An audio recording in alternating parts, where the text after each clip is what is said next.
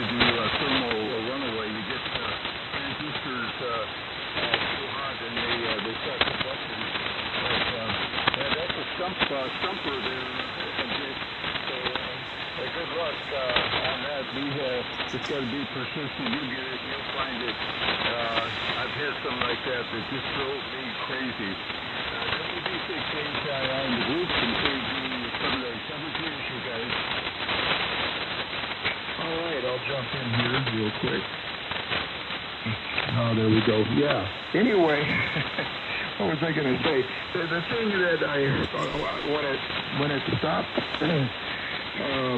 it stopped transmitting and began drawing all that cut, I heard a pop.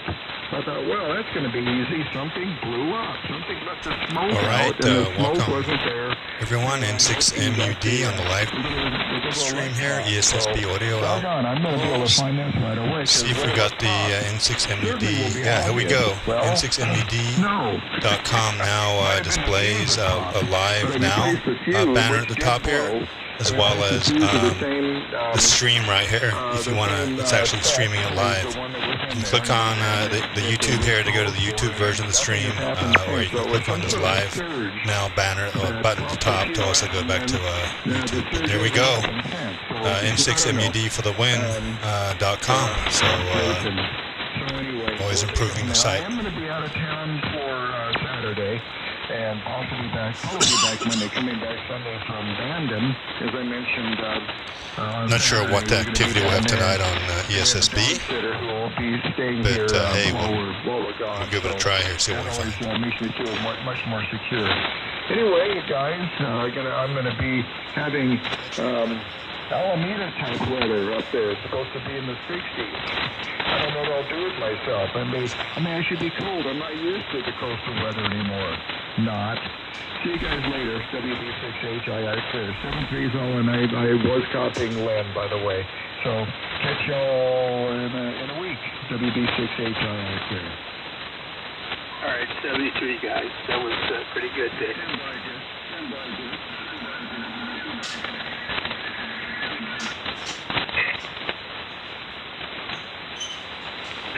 I heard someone saying stand by, over.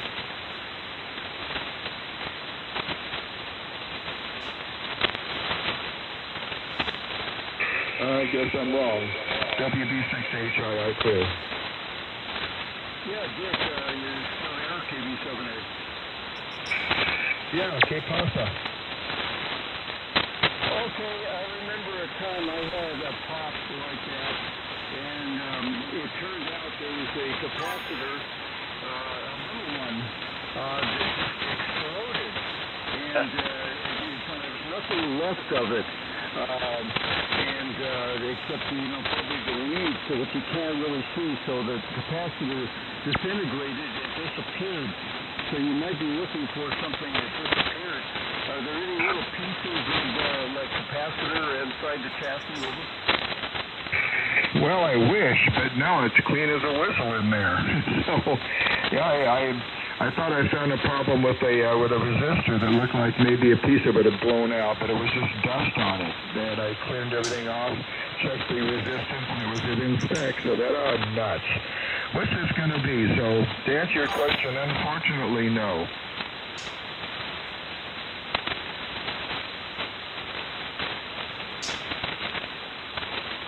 I've lost your signal completely, Dick. Sorry.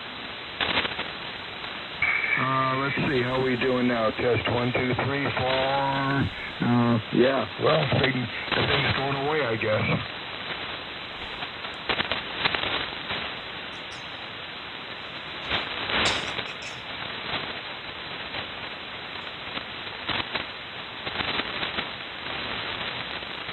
Test 1, 2. Test 1, 2, 3, 4. Yeah, sorry, Dick, I lost you completely. The SDR went down. KB78, good luck.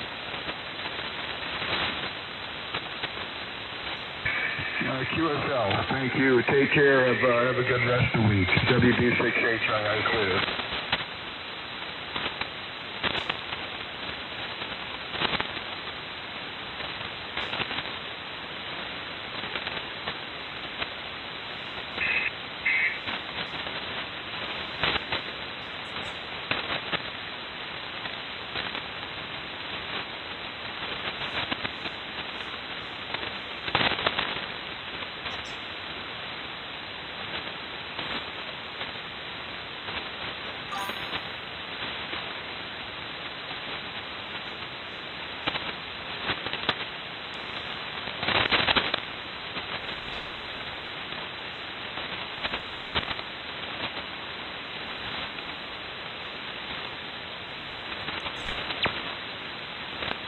All right.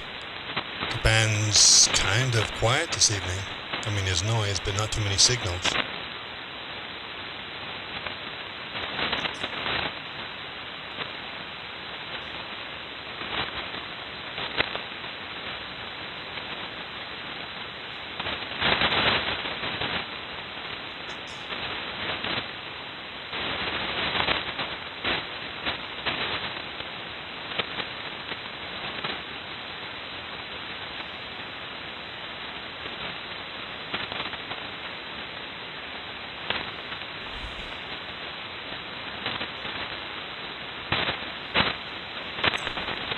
See if I can find some activity here. 45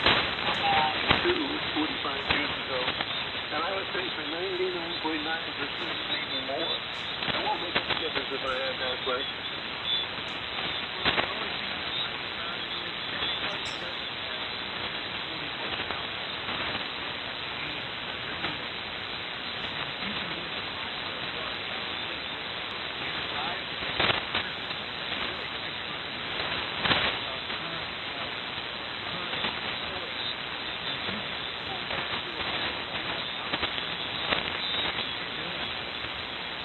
That doesn't make sense.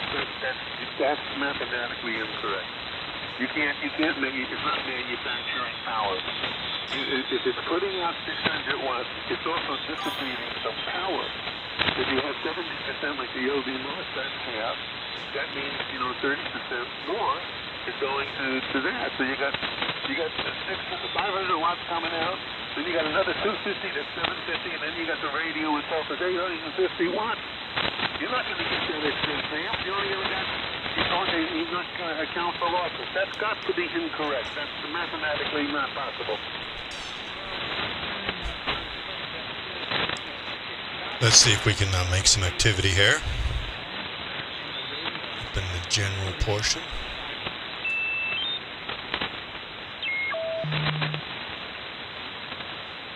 Let's open her up to 6.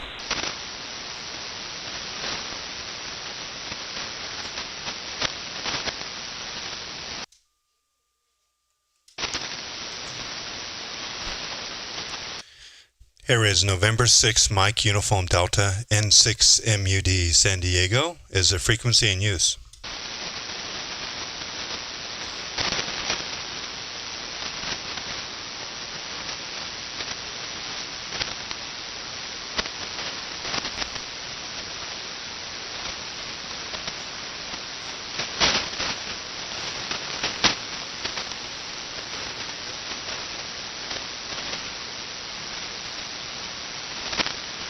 KB7OBJ. Hey Chris, KB7OBJ, good evening. Man, it's humid here tonight. It's 85% humidity. But anyway, how you doing out there? Hopefully it's excuse me. Hopefully it's not too hot out there in Arizona this evening. Oh, it's 106 still. Supposed to get some more monsoons tonight. And apparently Phoenix got 80-mile-an-hour gusts winds yesterday and did a lot of damage. Jesus, man, that's hot for this time of the night. Wow. So what, did some type of tornado or something come through Phoenix? That's a lot of wind. Interesting. Have you guys got any monsoon range yet? We're looking kind of cloudy here. I think we may have got some monsoon weather rolling in here probably later on this evening by the looks of it. Like 18 dB over 9 with some kind of wideband crap going on. I doubled with you there, man. What was that last one about wideband? Oh, last night I had such a bad noise level. I was like 18 dB over 9. And it was like wide-banded. It was doing almost the entire band yesterday. Crazy. Well, right now, you're loud, man. You're 50. If you look at the stream, you're 15 to 20 over. And I love it when you're that strong because I can really hear that good audio. So, yeah, I guess conditions are good between us. I don't know about the rest of the band, but between San Diego and Phoenix, I guess we've got some good conditions right now because you're 15 to 20 over. You're a solid 20 over here also, Craig. All right, I got a phone call. I got Rick, W6RE on the phone. All right, catch you later, Chris. Hopefully you come back in a little bit here. N6MUD live streaming on YouTube. Just back to listing here.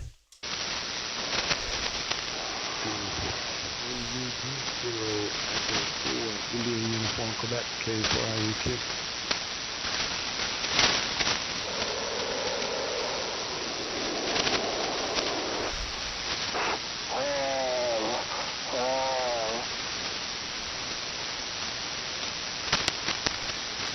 M6MUD, Kilo Echo 4, India Uniform Quebec. India Uniform IUQ. Hey, good evening. Yeah, good evening. Did I get the call right? N6 Mike Uniform Delta? Oh, yeah, N6MUD, vanity call sign. N6 MUD, I like to do a lot of off-roading, so I got a vanity call sign with the suffix MUD. Good stuff, man. Yeah, we enjoy getting the Jeep out as well. Nancy Tucker, Uniform Charlie Kilo, call sign Kilo Echo 4. Idiots unite quickly. K4 IUQ. We're located up here in Nancy. You got a great signal up here tonight. Yeah, IUQ. I got you a pretty strong signal, but there's a lot of bass in your audio. So you've got a lot of energy in the low end. Is there any way that you could increase the treble? What type of radio is that? Yeah, I haven't kind of figured that out yet, but I've got it's an FTX1. Go ahead. All right, the FTX1 is similar to the FTX 710 or the DX10. So there should be. Well, I don't have either of those radios, but there should be an EQ setting there, and I would just give it a boost at around 2500 frequency, between 2000 and 2500. Give it a boost there, and maybe that should help your articulation a lot better. You have to dig into it and find the manual for it, or find the setting for it. But yeah, thanks for that. I appreciate it. Still trying to get this thing dialed in. Haven't had it that long. Yeah, copy. Where's your location again? Where did you say you're from? I'm in Manteca, California. So it's just a city up from Modesto and about an hour south of Sacramento down the 99. Okay, yeah, I know that. You guys must have had some pretty hot weather the last a week or two, huh? Yeah, it's been ridiculous. It was 103, 104 plus yesterday.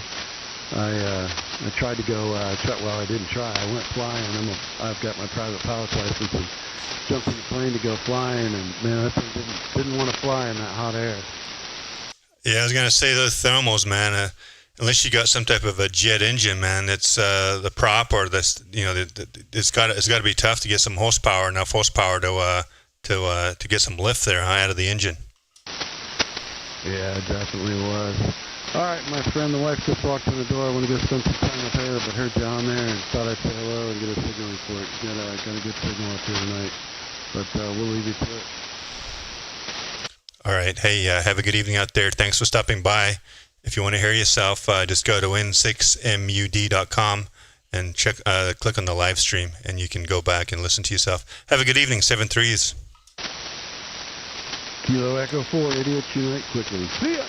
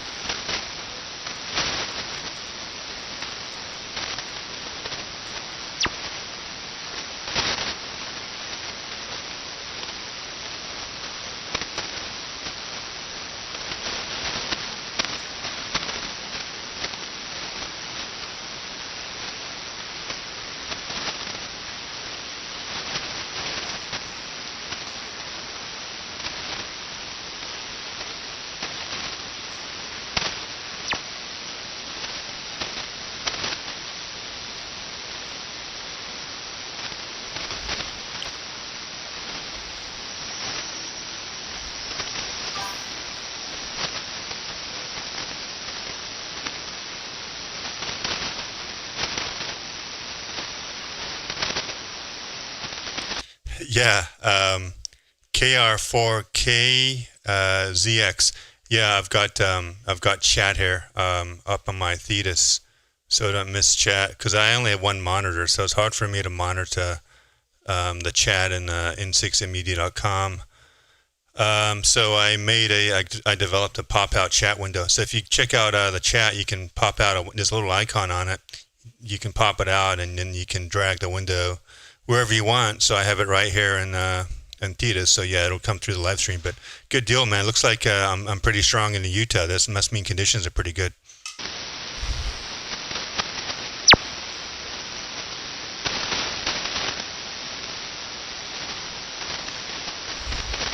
And hello, radio. Hey, Smitty. Hey, man. What's going on? Are you trying to emulate one of the narrows this evening? Oh, wait. Am I transmitting narrow right now? I thought I was a whole 6 right now. Oh, you just said good evening. If you look on the waterfall there, it looks like you're about 3.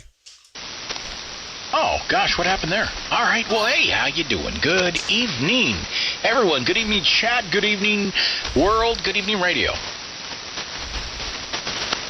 Yeah, we've got some good conditions, Smitty. I had Chris OBJ on early. He's 20 over.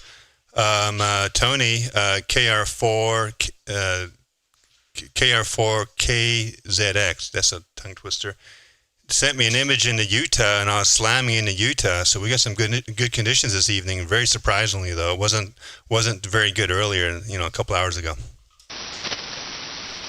Mother Nature or whatever, the RF radio gods have delivered us a nice and, you and Fartman Smitty both. Tony, how do you know my nickname?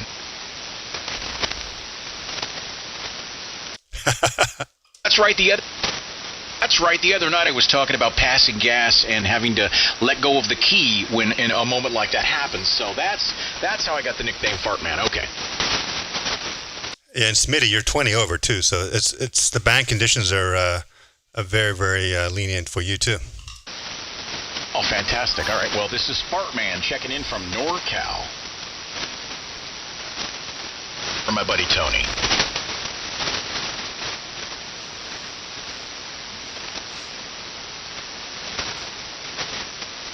So what's new and exciting, Smitty? Did you have a hard day back in the office after having a fun vacation weekend to Colorado? Now, why is that? Why is it that you do something like a fun weekend and then that first day back just sucks? And when you take the Friday off prior, and so it's a whole 3-day, makes it that much worse. And then your Monday is always compacted. Everybody's jamming stuff in, so it was that kind of day. Not gonna lie, it kind of sucked. But hello KB6OBJ, by the way. I think is that Kenwood Chris in chat. Hey, Chris. Yeah, we're getting used to all of these YouTube pseudo names, so good deal.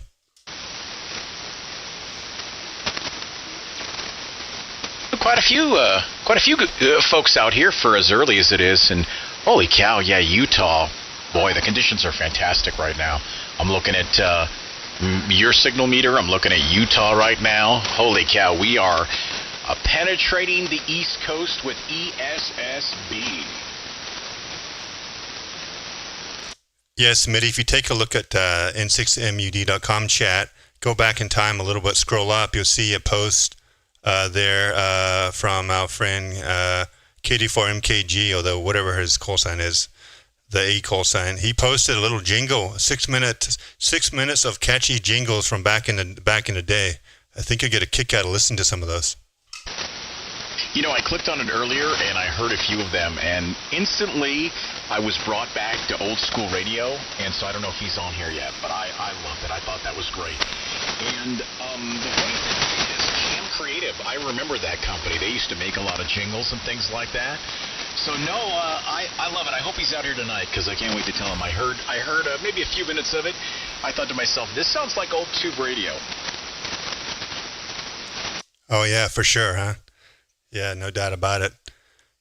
All right, so there's quite a few listeners already this early. So hopefully we get some good activity. We got some good band conditions out here. So and some activity already. So Thanks for joining us tonight, SW Wells. If you want to, anyone out there listening want to hear how they sound coming through the receivers here on ESSB, just go to n6mud.com and you can view the stream, or you can click on the live link and go directly into YouTube. And a pretty good night to do it, too, if you want to hear how you sound on the air. This is the night, because the conditions are on 30 over in Utah right now. The conditions, Mother Nature is being kind. Yeah, my call sign, November 6 Mike Uniform Delta.com.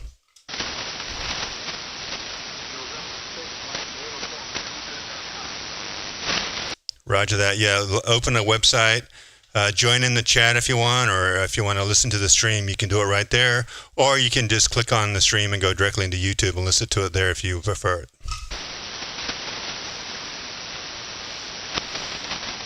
I'm curious, that guy that was way out there asking for your call sign or the website. Just real quick, my friend, where are you listening from, or where are you transmitting from? You're way out there, but we do hear you.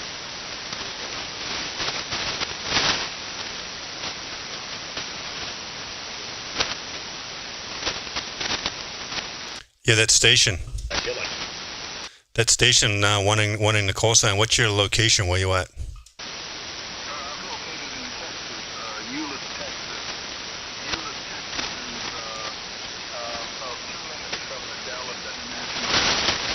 The name here is Kevin, and my call is Kilo number 9, Kilo Echo Victor, over. All right, Kevin out of Texas. Wow, it's a little early for Texas, but hey, I'm surprised you can hear us out there in Texas. You're coming through pretty good into San Diego. You're about an S9. Check out the website and click on the stream there and kind of go back in time, or just listen to yourself. And not a bad signal out of Texas. What do you think there, Smitty? Yeah, he's not hearing me. I don't think he's hearing me. But if you don't mind relaying, he's an maybe an S6, S7 to be. So yeah, I do hear him though. I caught KEV. And what was it, Kilo 4, if I recall, or maybe I missed the first part of that, but I did hear him. I doubled with him too.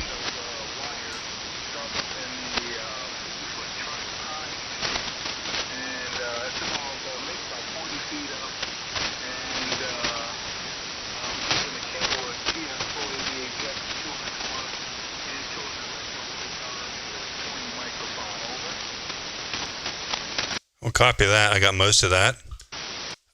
Sounding good. So can real quick, the part I missed was the height of your antenna. How high up off the ground is your antenna there, over?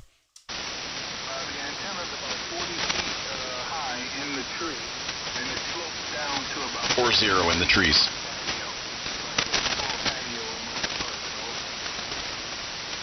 Yeah, I got a pretty good copy on you. You're about an S9, S8, S9, so good deal. Roger on the 40 feet. Your antenna is higher than mine. I'm compromised here in San Diego, about 30 to 35 feet a loop there. But hey, thanks for stopping by, and surprising that you can hear us out in Texas for this early in the evening. I'm back.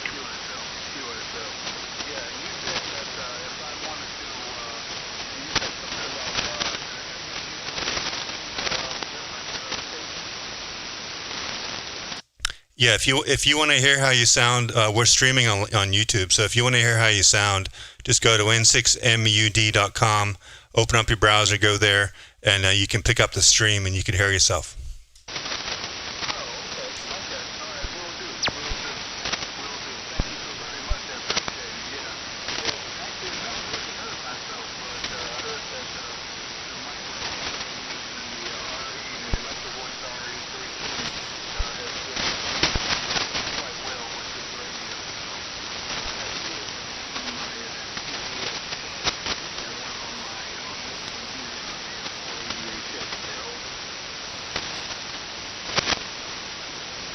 Yeah, that's the same mic I have, an RE320. Good microphone.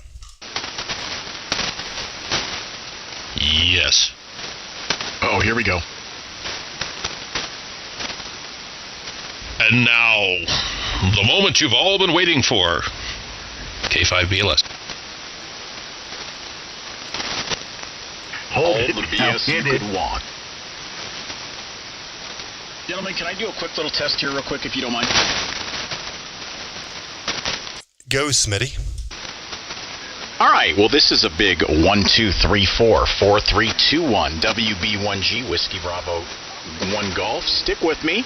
Just modulating a little carrier here and just talking to you guys as I normally would at about 1.1 kilowatts right now. So we'll just take a little gander and a howdy, and a funny tonight. Situation's not too bad. 1.1 kilowatts. Different frequency. Brick wall, Smitty, 15 over. Yeah, different frequency. There's something frequency dependent. Could be dependent too on. You think maybe it's anything, and I'm not blaming adaptive predistortion or PureSignal, but do you think it's throwing out something that maybe is tripping? I don't know. I'm stretching. No, might just be more sensitive in one section of the band than the other. Oh, hold on 1 second. I cannot let that go by without one of... That's what she said! Yes, Smitty, I think you got the right spot, man. G-spot. the 1.1 on my peaks right now, and pretty consistent test, and pretty consistent, very low airs, and I mean, I could be right at the ragged edge, but I'll take it. I must be getting closer. My efforts have got to be doing something, I think. I hope. Welcome, Jeff, and welcome KD8 MKG to the stream. I doubled with you, Craig. I was just saying welcome, Jeff, and welcome KD8 MKG to the stream. Okay, be sup and be Jack. Oh, and the Chris is back. Thank you, and good evening, Chris. Good evening, guys. I am back. Oh, KD8 MKG, 1.21 gigawatts. What the heck is a gigawatt? 1.21 gigawatts.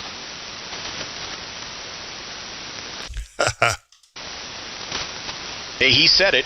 I just had the sound effect at the ready. But thanks for sending that, or rather, thanks for posting that in the chat. By the way, I got a kick out of those. Not cheesy at all, man. That's old 2 radio liners right there.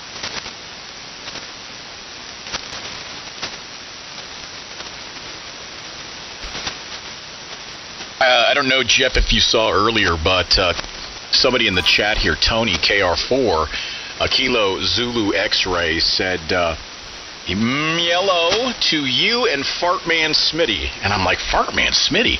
Oh, yeah, he's a regular listener. Oh, good Lord. We have SWLs from that far away? What, apparently.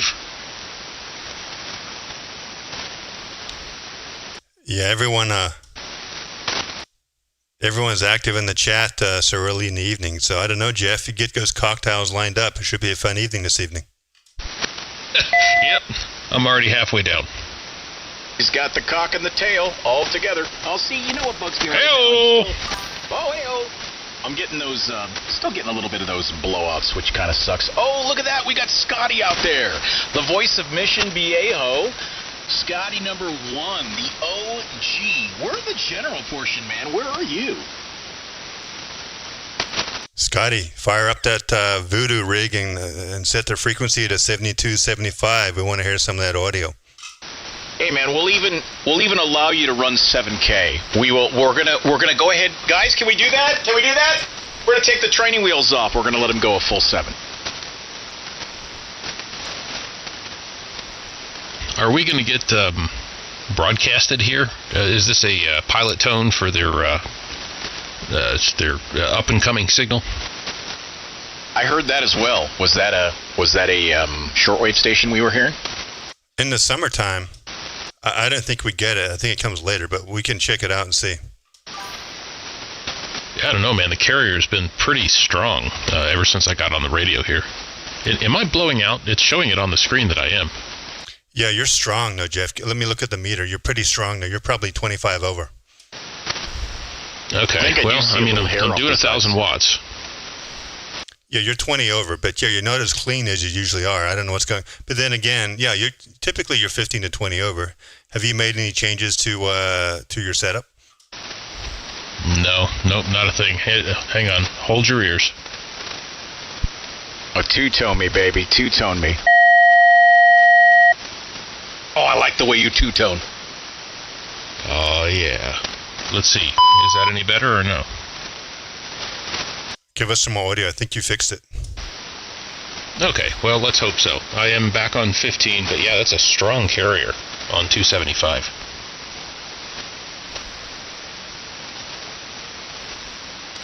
All right, let's monitor it. Is it actually it's zero beating, right? You don't hear it? I hear it a little bit. You can go down one if you guys want. No harm. Well, if it fires up, we're gonna have to go down more than one, right? Oh yeah. It's just strong that it's been strange that it's been there this long. I don't hear a carrier. What is this, like the final countdown here? It could be. Countdown. I lost count.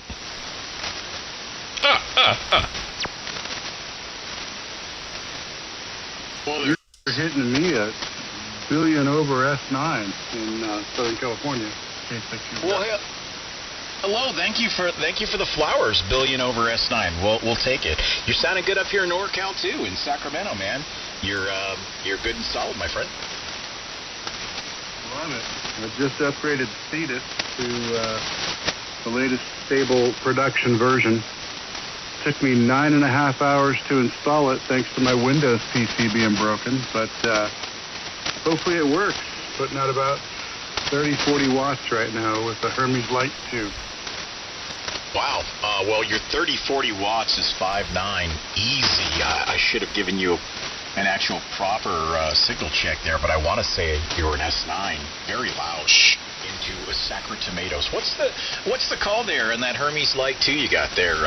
And is it just the 30 watts? I am Kilo 6 Uniform Victor Romeo. The Hermes is putting out just under 1 watt, but I just hooked up a Neptune amp the other day. And if I look across the room with a flashlight at the cross needle watt meter, it's about 35-40 watts, but I can pump that up a little bit Sounds more. fuzzy. And that should be putting out somewhere around 70 or 80 watts or so right now. Should be a little nicer to Sacramento, but yeah, the mic is a FDUCE SL40 Plus, if that means anything to you. You can pick them up on Amazon for about $60. There you go, K6 UVR. Yeah, UBR, real quick. Actually wait for you to stop talking before. I was so excited to transmit back. We know that microphone really well. In fact, you've got the Mr. Fiduce, the guy who built a beautiful Thetis profile for that microphone. In fact, he is on frequency right now with you, and he can get that sounding pretty damn skippy if you want to. And the big question I have, if you're running Thetis, first and foremost, S9 plus 5. So for 30 watts, the band is being our really good friend right now. But you could sure crank a lot more audio out of that bad boy with that Fiduce mic you got. And K5BLS, who's on frequency, he is a great resource, my friend. And hello, Stephen. And real quick, the station running Thetis, you're 20 over 9 into San Diego with that 40 or 70 watts. So exactly whereabouts is your location? Because you're banging into San Diego. Very, very strong for such low power. All right, let's verify here. About 50 watts now or so. Yeah, right about 50 because I turned the drive up. 20 over here. And I'm in a town called Trabuco Canyon, which is about 30, I call it a half hour plus, a little bit southeast from Disneyland. I'm at the western base of Saddleback Mountain or Santiago Peak, if you are familiar with the wind system. There's a repeater up there on top of Santiago. I know that peak, and I know right where you are. You're kind of east of Mission Viejo, if I'm not, well, I'm close, right? Exactly bordering it to the northeast. I live in some condos across the street from Cook's Corner, if you know what that is. I do. I used to maintain a transmitter site, a commercial site, up there on one of those peaks, so I do know it quite well, actually. So, well, welcome. I'm going to hand you over to Jeff over there in Northern Nevada. He is the FDUCE expert, and there are a lot of things you can do, like right now, that will make, by the way, go to YouTube, N6MUD, N6 Mike Uniform Delta. You'll hear yourself really loud, so you'll get a great idea of what you sound like on the air. But then open your TX filter up just a little bit here, and trust us on this, and you'll start to glisten.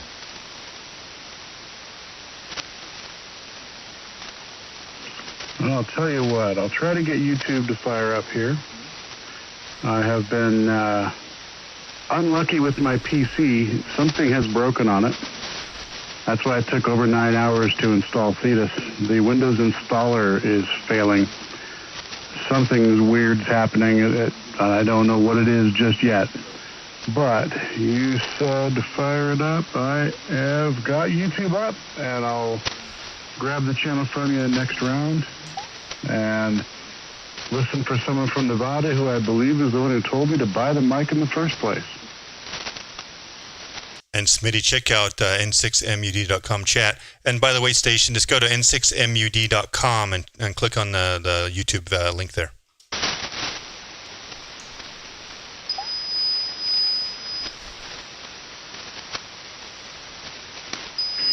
All right. Now, if I click on the link, I'm probably going to turn into a even more of a CB echo box here than I already am. But I will look for it momentarily. Thank you very much. K6 UVR. Latency is going to mess with you, so you really can't monitor it off air. It'll drive you absolutely nuts. But at any rate, it's a good resource to hear what ESSB sounds like, and your Hercules and that Fiduce microphone you got are a nice pairing, and you can get them to sound once you get out there and listen. You can get that to easily sound like myself and Jeff and Craig N6MUD and everybody else, if you're interested, of course. But you got the mic, you got the software, and you got the hardware. So all you need to do now is just do a little bit of tweaking there in Thetis. WB1G Sacra Tomatoes. Yeah, I keep up in the transmit bandwidth. I'm at 100 on the low side and 45 on the high. And there we go, Smitty. Check out Fartman. Waterfall, it is widening up a little bit, so I'm sure that's working. I got my gain is 0 dB and the compression at 8 dB, so I don't want to go too terribly crazy on it. Get rid of the compression at 8 dB and bring it down to 0. Yeah, you're super close. So there is more energy out there. First of all, open it up to 0, and then on the high end, open it up to 6. So that's going to take the restrictor plate off. We'll keep it on the down low. You know, we won't because it's not street legal, of course. But 0 to 6, and then to Jeff's point, he said your compression is probably way too high. Jeff, go ahead again. I don't know if he heard you. Yeah, if you've got the comp turned on the desktop at 8, scale that back to 0. All right, back to 0 we go. My gain is That's at better 0. already. We're at 100 to 6,000, and the Hermes is chucking out 2.5 or so, 2.5 watts, and the cross needle across the room is hitting about maybe 60 or so. So that's not terrible. Could go higher, but do I need to? Your intelligibility went up. He's in 6RRV. There's a big signal. Good evening, Scott. And the voice of reason. How you doing, guys? And just kind of hanging out. Had to take care of some chores, but good to hear my brother's out there. The new station out there, he's tweaking up. And excuse me for being redundant. What microphone is he using, and what's his hardware?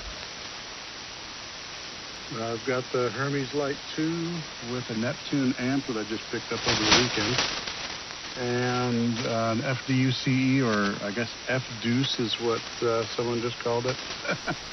SL40 Plus.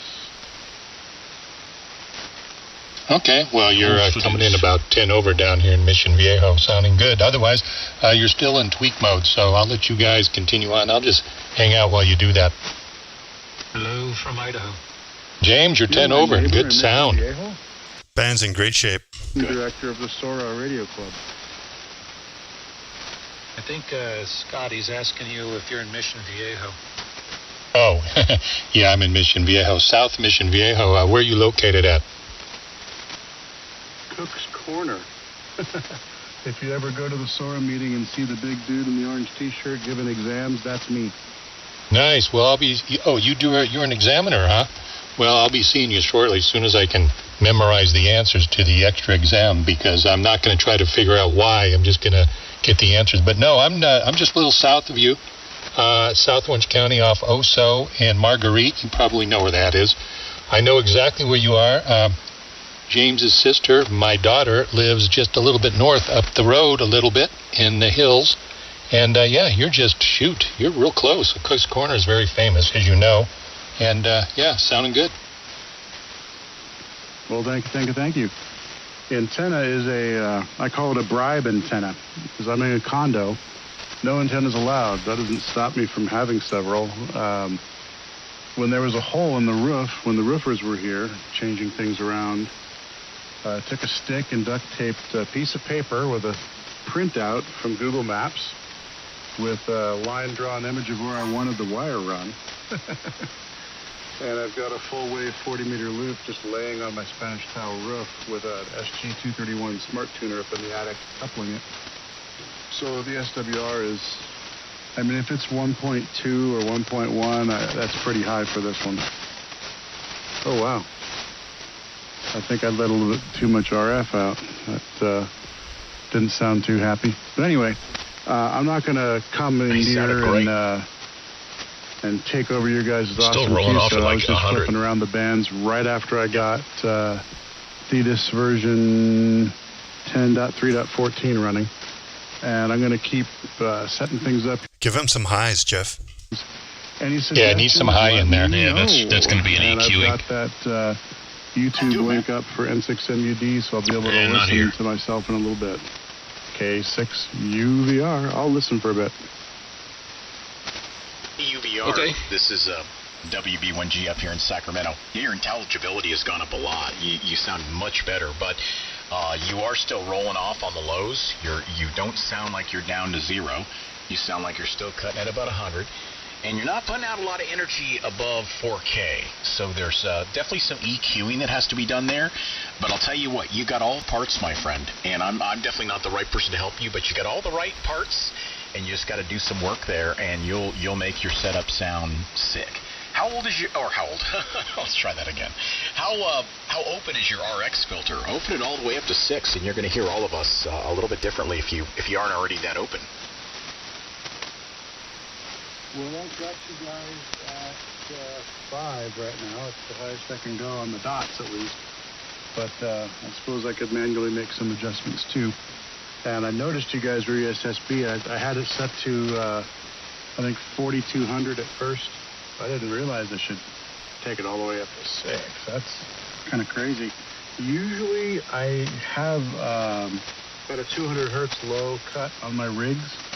My voice is low and boomy and doesn't do well with certain mics. But I just took it down to 0. And as long as the harmonics don't go crazy from the low frequencies, maybe I could leave it there. We'll see what happens on our net. Every Sunday we're on 7.2 or 203, depending on the noise from the solar inverters. We chat for about an hour from 8 to 9 a.m. Well, don't worry about how much bass you have in your voice. BLS has bulls that drag on the ground, and he doesn't have too much bass. So don't shy away and don't cut yourself too tight there, my friend. You can roll off under like 30 hertz. You don't need the subsonic bass. That's not going to come through. But don't cut yourself off at 200, man. It's like cutting yourself off at the knees. Hey, I cut myself off at 10. Do a lot of things to yourself. It's inappropriate. Yeah, but you still look. Now what I got to do is figure out how to get Hermes to actually remember everything I set. I've saved profiles on the older version, and they just disappear as soon as I start up again. So hopefully with the new database structure and the modern versions, it holds on to itself quite well. I don't think this rig is going to replace my TS590, but I'll definitely, Yeah, it definitely will. even leave it running some of the time. I'm usually just I can't receiving see myself FT8 and not spotting using it the for the 7610. interwebs. But this is Hey, let me very, at him for a very second. tempting to stick it inside You a go. briefcase and go to the park and Go, James. fires in a tree and say hello. Hey, Steven, do you copy Idaho? Copy Idaho.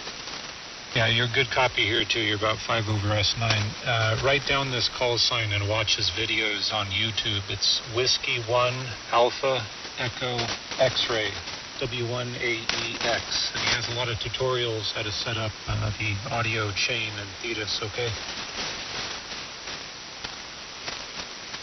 Yeah, Tell you what, my friend. I will put that on YouTube right now. And that reminds me, I set up a minus 55 dB PureSignal tap when I put the amp in place. I don't know that I need it. From what I can tell, having never used PureSignal before, I'm staying completely in the green, but that could be because I'm massively underdriving things. I'm sure if I upped the mic gain a bit or did something to put some more audio out, maybe it Wanna would see fold Jeff on work itself his a bit magic. and clean something up, though. PureSignal auto attenuates. You don't need to worry about that. As long as you have it turned on, anyway. Hey, James, I gotta say, man, this is the loudest I've heard you. You're 10 over. Did you turn up your mic gain or something? Because you're pretty loud now. What did you do different since the last time you've been on the air? I'm running about 550 right now, trying to see if I can trip the breaker. The new one hasn't come in yet. I think it comes tomorrow. Wow, it sounds good. 500 watts is a sweet spot for you, as I've never heard you louder, and the audio sounds really good and rich. So you're doing good, my brother. Oh, very good. Yeah, I'm glad it has not tripped over from AC to battery yet, but we'll stick around for a little bit and see what happens. And yeah, that guy's videos on YouTube will put you on the right path for top to bottom on the audio. This is the way. James, how's my signal coming up to Idaho? I'm looking for... Okay, I'll take a look at some of his vids, too. I've tried to set the TXEQ, and I used the Spectroid app on my phone while listening on the Utah SDR while sweeping some chirps through.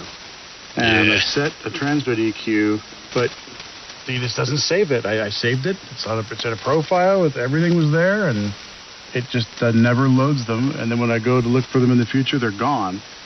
So, like I said, I'm hoping this version works out a lot better. I'm going to disappear, folks, and listen into you guys and try to set a few more things up. I have some more metering to set up here. I'll be back in a little bit. K6 UVR. Yeah, Stephen, those videos will show you how to auto-save your profile settings on the fly, so you don't need to manually save them. It sounds like you're making changes and you don't have the auto-save selected, but the videos will point you in the right way. Also, check out the stream. I've got the setup screen up. It tells you exactly where to do that. Under settings, transmit, there's a checkboxes there that says auto save TX profile. So check those boxes and you should be good.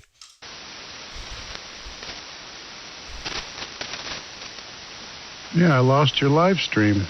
That's weird. Oh, Stephen, there are some good things coming down the pipe for you, my friend. You take all this advice, and again, even if you don't operate ESSB very much, it is going to make your 3K audio sound better too. So it's definitely worth getting that adjusted and taking some of those harsh frequencies, pulling them down, and taking some of that sparkle and pushing it up, and you'll start sounding like you're at 50,000 watts. Nah, only KFI's at 50,000 watts. See, so your intelligibility was rough there. I actually didn't understand what you said. Say that again. That again. Huh. I said, no, only KFI's at 50,000 watts. That's right down the freeway at the 91 and the 57. It's impossible not to receive that. Oh, brother. You and I should chat. Oh, I'm an old X radio guy, and I know KFI quite well, and KNX. And one of my one of my best friends growing up, and somebody I used to do a morning show back in the day with, Shannon Farron, Gary and Shannon on KFI. Shannon Farron is my old co-host from when I was on the radio. You know, I have spoken with her a couple times, called in, and had a few comments for them. I'll have to say it seems like they try a little too hard to be lighthearted. But that's the... when it comes down to it, they really knock it out of the park. Yeah, they're. I don't know Gary, but I grew up practically with Shannon. I went to college with her. We did radio together for many years, and she's a pretty decent person. Not a bunch of BS like a lot of other radio people are. But I when I get down there, I get to visit her at the station, and again, we're old friends from college, and she's pretty awesome. That's pretty sweet. Yeah, I've never been up to 610 South Ardmore or the new location at iHeart, but I've been cruising around LA and bumped into Ken Champeau, and I think I once bumped into John Cobelt too at Pink's Hot Dogs one night. That was rather interesting. But we'll have to chat one day. But I'm going to disappear for a bit. I have a lot of catch up to do now. I'm looking at your live screen. It's the size of a postage stamp, and there's a tiny window in there. It looks like the setup window.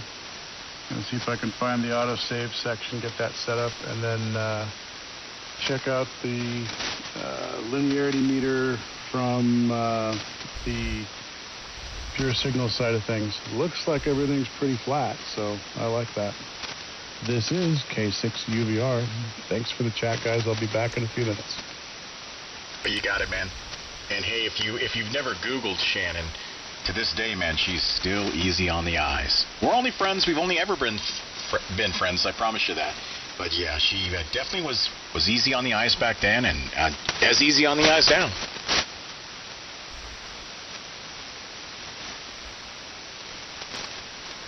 Did audit. I think I'm becoming a dirty old man. All right, Smitty. So Smitty, did you get a chance to check out that image that our good friend uploaded on the chat? You need to sign it. Signed it, but I only used one finger. KR4KZX, good image there. That's what she said. Oh, I saw the image. Thank you. And I loved it. I laughed. I loved it. Okay, we're good. Sorry, I got some news here. I was a little bit worried about the situation here at home. Thought somebody lost their wallet, but we are okay. Crisis averted.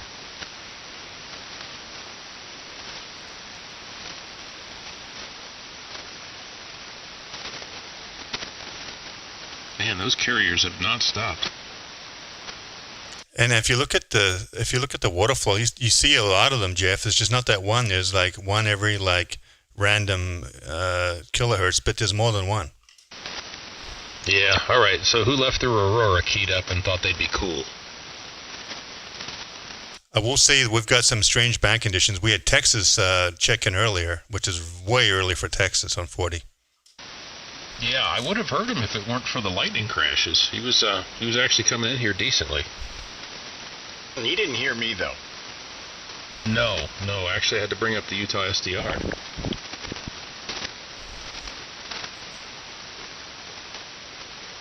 Hey, Scotty number 1 RRV, you are just sounding beautiful. You got that voodoo audio sounding so sick. Well, I got to hand it to all the brothers out there who helped me get there. It's not my doing, but Ludo's sounding pretty good right now. I'd say so. Yeah, 20 over signal there, Scotty. Sounding good. Yeah, everybody's loud tonight. James is really loud. What are you picking James up down there in San Diego? About 5-10 over, Craig? I think so. Give me some audio there, James. Okay, let's see, 550 watts. I'm looking at the CMEtracker.ai website. Looks like we have a swell showing up in about 5 or 6 hours. So it could be the forefront of the wave we're hearing right now. Interesting. Yeah, you're 5 to 10 over, so good signal. Hey, by the way, on one of the forums, I saw that there was a for sale, an Anan Mark II 7000 DLE, and a pretty good price. And I thought about picking it up just because it was a good price, but I didn't. But anybody looking for a DLE Mark II, there's one out. At least last night, there was one out there. And I think it was, I can't find it. It was a little, I can't remember. It's between $2,000 and $3,000. I think it was about $2,500 or so. And since they don't make them, and it's in pristine mint condition, works good, not a bad price. Oh yeah, you don't see too many of those these days. Plus, I'm getting 20/9 lightning crashes. Anyone out there check out the lightning map? Is there lightning, and where's it coming from? Arizona? Is that your neck of the woods, Chris? Yep, that's probably my neck of the woods. East Valley looks like it's stormy, so it's possible. Always Chris's fault. Hey, has anybody ever heard from John TYF? Remember John? Brilliant guy with audio and everything. Whatever happened to him? Anybody know? He's been out on the radio. Like I talked to him on the radio probably about 8 months ago. He came back for a little bit, but he's just got busy with other stuff. Kind of got burned out on HF.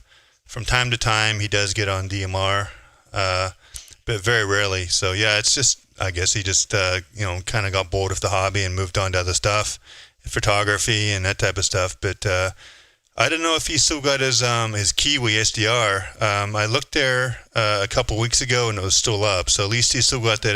I think he's still got the Kiwi SDR up, which is good. Yeah, I haven't talked to him in about a year now. I just wondered what happened to him. Last time I heard, he's doing well.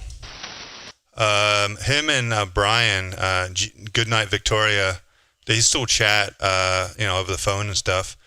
I got a battery from Brian, TYF, so I went over to Brian's house maybe, 4 or 5 months ago, maybe 6 months ago, and I talked to Brian. He's doing good.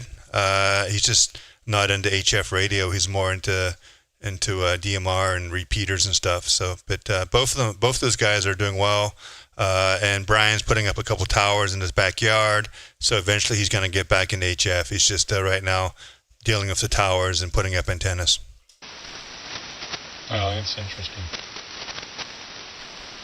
Yeah, the last time I talked to John, I didn't have an ESSB setup. That's how long it's been. Yeah, I think you were a 3K wide guy back in the day. I was. 3K and proud of it. Best 3K on the dial, sir. Yeah, I remember those days. How many times have we talked to you about, man, you got to get the Anan, you got to get something going to get wide, brother. And you push back, but you finally came through. I don't know what you're talking about. You guys, I kept saying, I don't want to operate this ICOM anymore. And you guys were like, oh, no, that's the best you're ever going to sound. I was like, come on, guys. Yeah, weren't you on a 7300? When you first met me, I was. Then I was on a 7610. But yes, you are correct. I was on a good old 7300 there for quite some time. Yeah, George, he up there in, where's he at? Woodland Hills, something like that, Granada Hills. He was on a 7300 when he first came on until we talked him out of that. So, everybody gets involved in the rabbit hole sooner or later. You guys are you're like hanging out with the skater people in school that get you started on pot. You're a bad influence, all of you.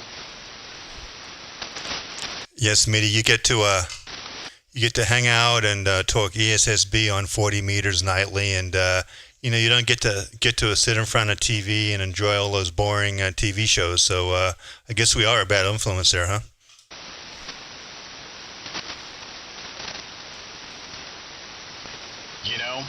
I wouldn't have it any other way.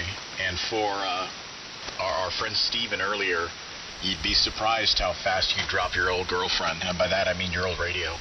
Man, my old radio here, I mean, she's a looker, but she just doesn't get it done for me anymore. Hey, boys, in 6 days, I will be operating from a QTH located in Meridian, Idaho. How about that? Usually ICOMs. Oh, yeah. Oh, that's awesome, Scott. Circle. Taking people's ICOMs there to get fixed over and over and over and over again. Finally, I just got rid of them all, and I've been pretty much brand K since about 1994, and I've only managed to break a couple of those, and one of them I dropped it in the ocean, so it doesn't count. The other one got run over by a car, and that one still works, but, you know, the TS480 is my venerable friend in the car, or at least it was until I got in the car crash. But 2.4 kilohertz transmit bandwidth. It doesn't sound the greatest for natural conversation, but it sure punches through okay. You know, when you need to get every little bit of DX out of every milliwatt you can. It's the way to go. K6 UVR.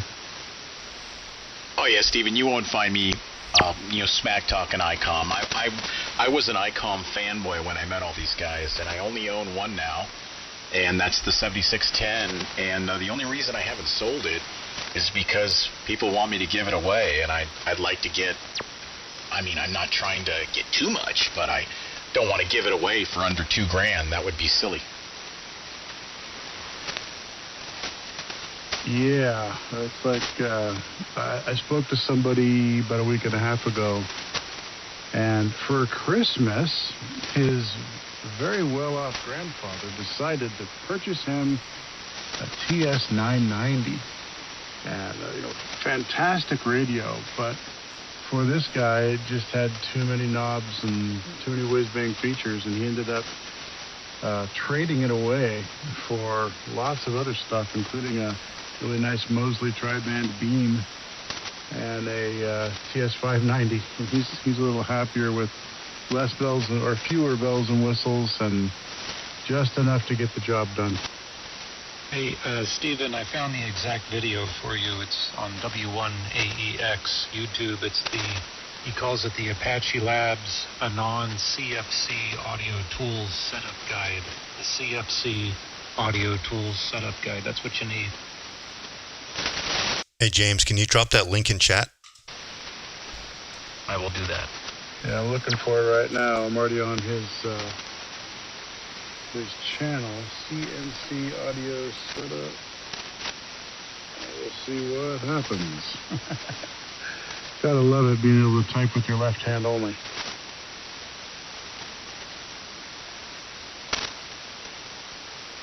There's a joke there, but I don't know Stephen well enough. I was waiting for that, Smitty. I don't think I think he's okay. I think he'd be okay with that. Right hand, notice I said flashlight. Checking the watt meter as I'm chatting, and it's peaking up right at about 50 watts.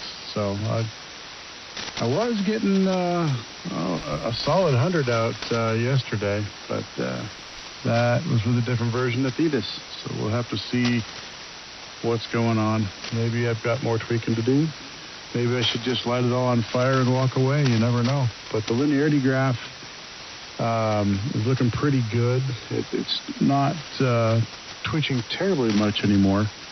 Although if I go close couple, yeah, see the lows kind of disrupted a bit. I've got the lows cut at 50 hertz right now. Move on already! So I think what we could do here to help you out, Stephen, I know Jeff has got quite a few good profiles for that microphone, Fiduce microphone SL40. I don't know, Jeff, could you drop one of the profiles for your microphone, the XML, just export out the XML file and drop it in chat, and that way he's got a decent starting point for at least the audio profile? Not from this PC. The Fiduce stuff is all on the Fallon one. It'd be easier just to email him the profile and he could import it. Okay, well, just somehow get the profile to him. That way he's got a good starting point.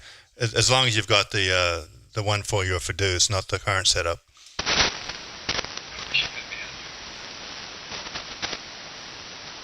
Okay.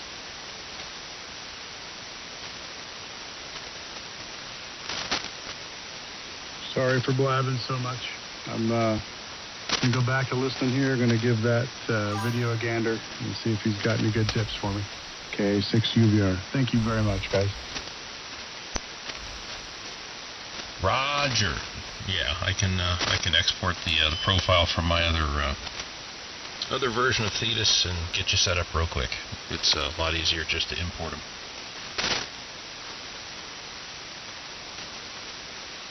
All right, I will look on that live stream chat for some info then, or feel free to email me anywhere you wish to.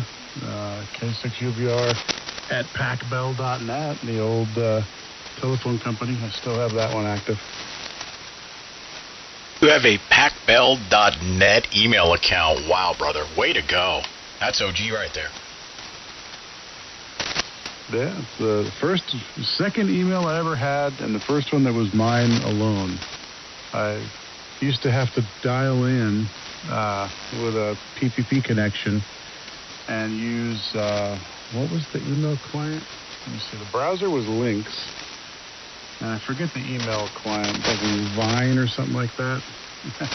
The guys over at Union Carbide set me up on an account. That was kind of fun when the internet was new.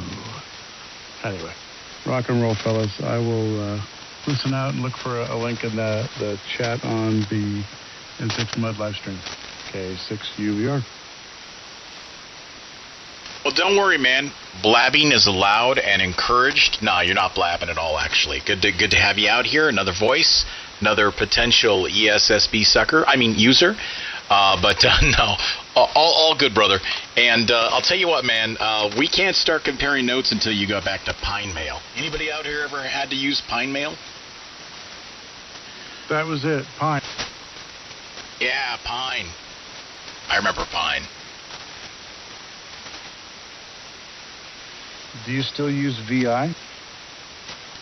I was in Linux, but not anymore. Now I'm using, Nano or Nando or whatever, that client on Linux. But no, for a while, up until a couple of years ago, I was on Linux.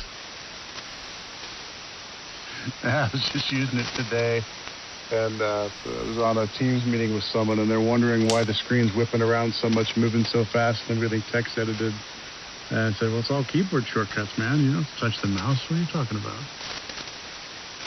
It was super efficient back in that day. When you knew your keyboard shortcuts, you were like a savant on the keyboard. You could just plow through it. Next thing I got to learn is regular expressions. I was never really good at those.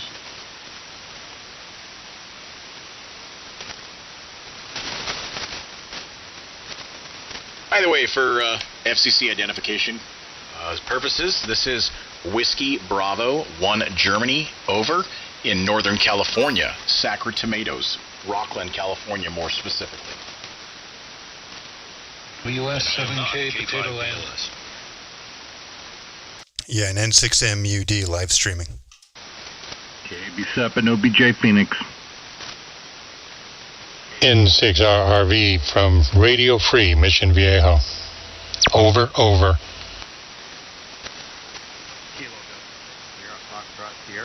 Did you say N6RRV? That's a Roger. November 6th, Radio Victoria, Mission Viejo. Do you know Dale, WB8RRV in Mission Viejo? Yeah, I do. He was in the club. What club was it at? I don't know. West Coast Amateurs or Sora? No, he was with Sora, I think. Correct me if I'm wrong. Did you say was? Or I don't know. I haven't talked to Dale in years, and I used to see him at up there at the park up there where they have field day, and I would see him from time to time, and that was years ago. So I don't know what the status is of him right now.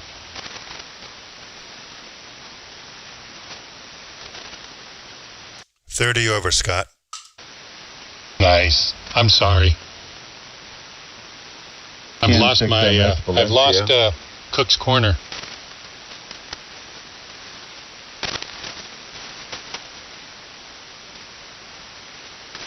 Cook's Corner, where'd you go? You went in the weeds. Valencia. Hey, Mike, we'll pick you up there. Sorry, buddy. Good to hear you, Valencia. You're in there loud and clear tonight. Hey, great. Glad to hear it. Last night was really horrible, but you guys are all good now.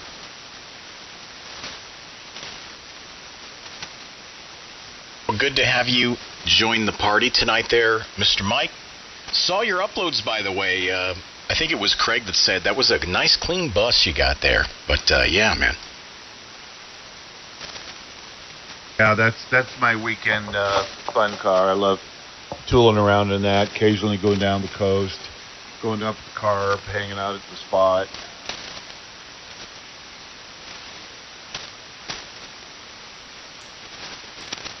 Yeah, didn't Real quick here. Do I still need to scroll down into the chat or what? Oh, no, it did it for me. Just kidding. I got it. Yeah, chat, n6mud.com chat should automatically scroll down to the most recent chat when you first open up the site. And then as you get messages, it'll automatically scroll to the latest message. So it should all behave like a regular chat now. I fixed a couple bugs there.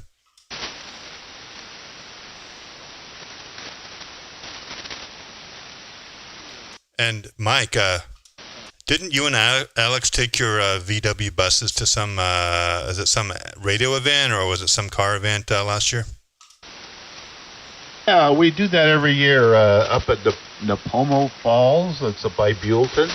It's called Meet in the Middle, and all the Volkswagen people from Southern California go north, and Northern Californians go south. We meet in the middle at this big, huge park. Usually 200 or 300 Volkswagens. We all hang out, have a barbecue, shoot the breeze. Some of us camp out. It's a nice yearly event. Yeah, good deal. Yeah, I remember you guys talking about that. Yeah, that's it's over in the by Lake Nacimiento in the Central Coast, right? Yeah, it's between Buellton and Solvang, kind of up in the hills there. I'm not sure where the lake is. Okay, little north of where I thought.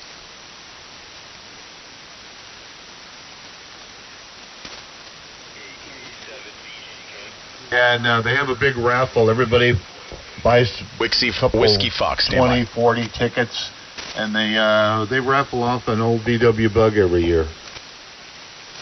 Yeah, man. Hey, there's a station. You're kind of light out there. Whiskey Fox. All I caught was Whiskey Fox. Come again. We'll listen a little closer here and tell us where you're transmitting from.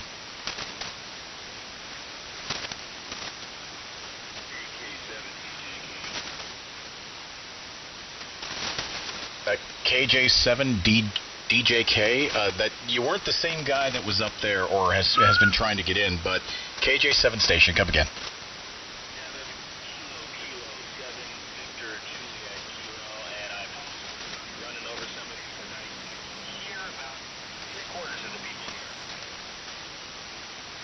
All right, I got you, Colin. You're pretty light to me here in Northern California. It's looking you're in.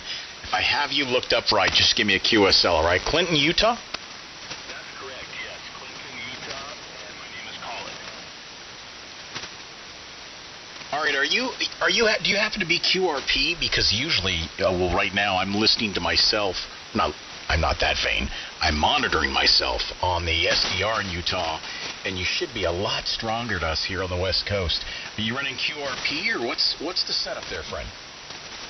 So I'm actually experimenting a little bit with some old tube rings. I've got this helicopter Big time RF. running here, and so I was really curious what it would sound like on your guys' setup with your stream and everything. Wow, do you hear that? I'm gonna hand you over to James, who's in right outside of Boise in Idaho. He can hear you better. I'm just not pulling you out, but I can tell you what, I can hear your rig, and you're definitely running a tube rig. And as that tube is warming up, it is sounding funky. James, take it real quick because I'm having a tough time getting him. Yeah, the Utah station's about S8 here near Boise, and it sounds like you have a 60-cycle hum and a bunch of intermodulated distortion there. It comes and goes, though, during your transmission. Over. Yeah, thanks, James. I appreciate that report. This is the first time I run this rig. I've never actually talked to anybody with this before, so it's probably the first time it's run on the air since we do the 50s. So I appreciate the report. I'm going to have to work on it.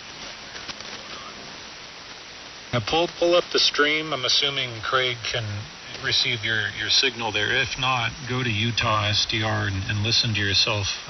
Something going on there, over.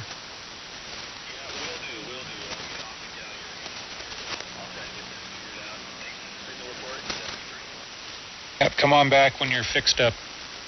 May I break? Yeah, I got him on the stream. So check out the stream and you could hear yourself with the hum there. Did you guys hear the break? Yeah, was there somebody in there asking for a breaker? Yeah, I was just wondering where you guys are located. You're just booming in here to Ventura County. I'm down here in Mission Viejo, N6RRV, coming in about 10 over. Copy that. Am I doing about the same? I'm only running 100 watts. Well, your 100 watts is working down here, no problem.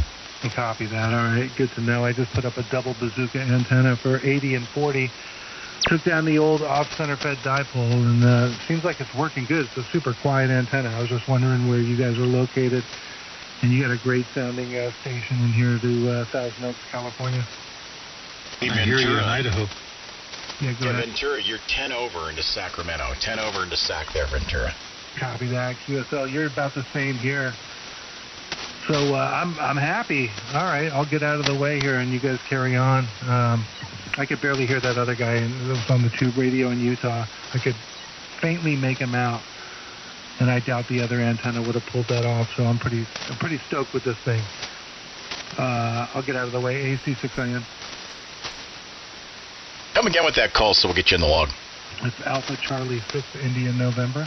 AC6IN. Todd here in Thousand Oaks, California. Got it. Yeah, Todd. We've worked before. I think it's been a while. Let's see. We worked in May of this year, in fact. So good to talk to you again, brother. Yeah, you as well. All right. I don't have to log that. Yeah, I started logging my calls too, and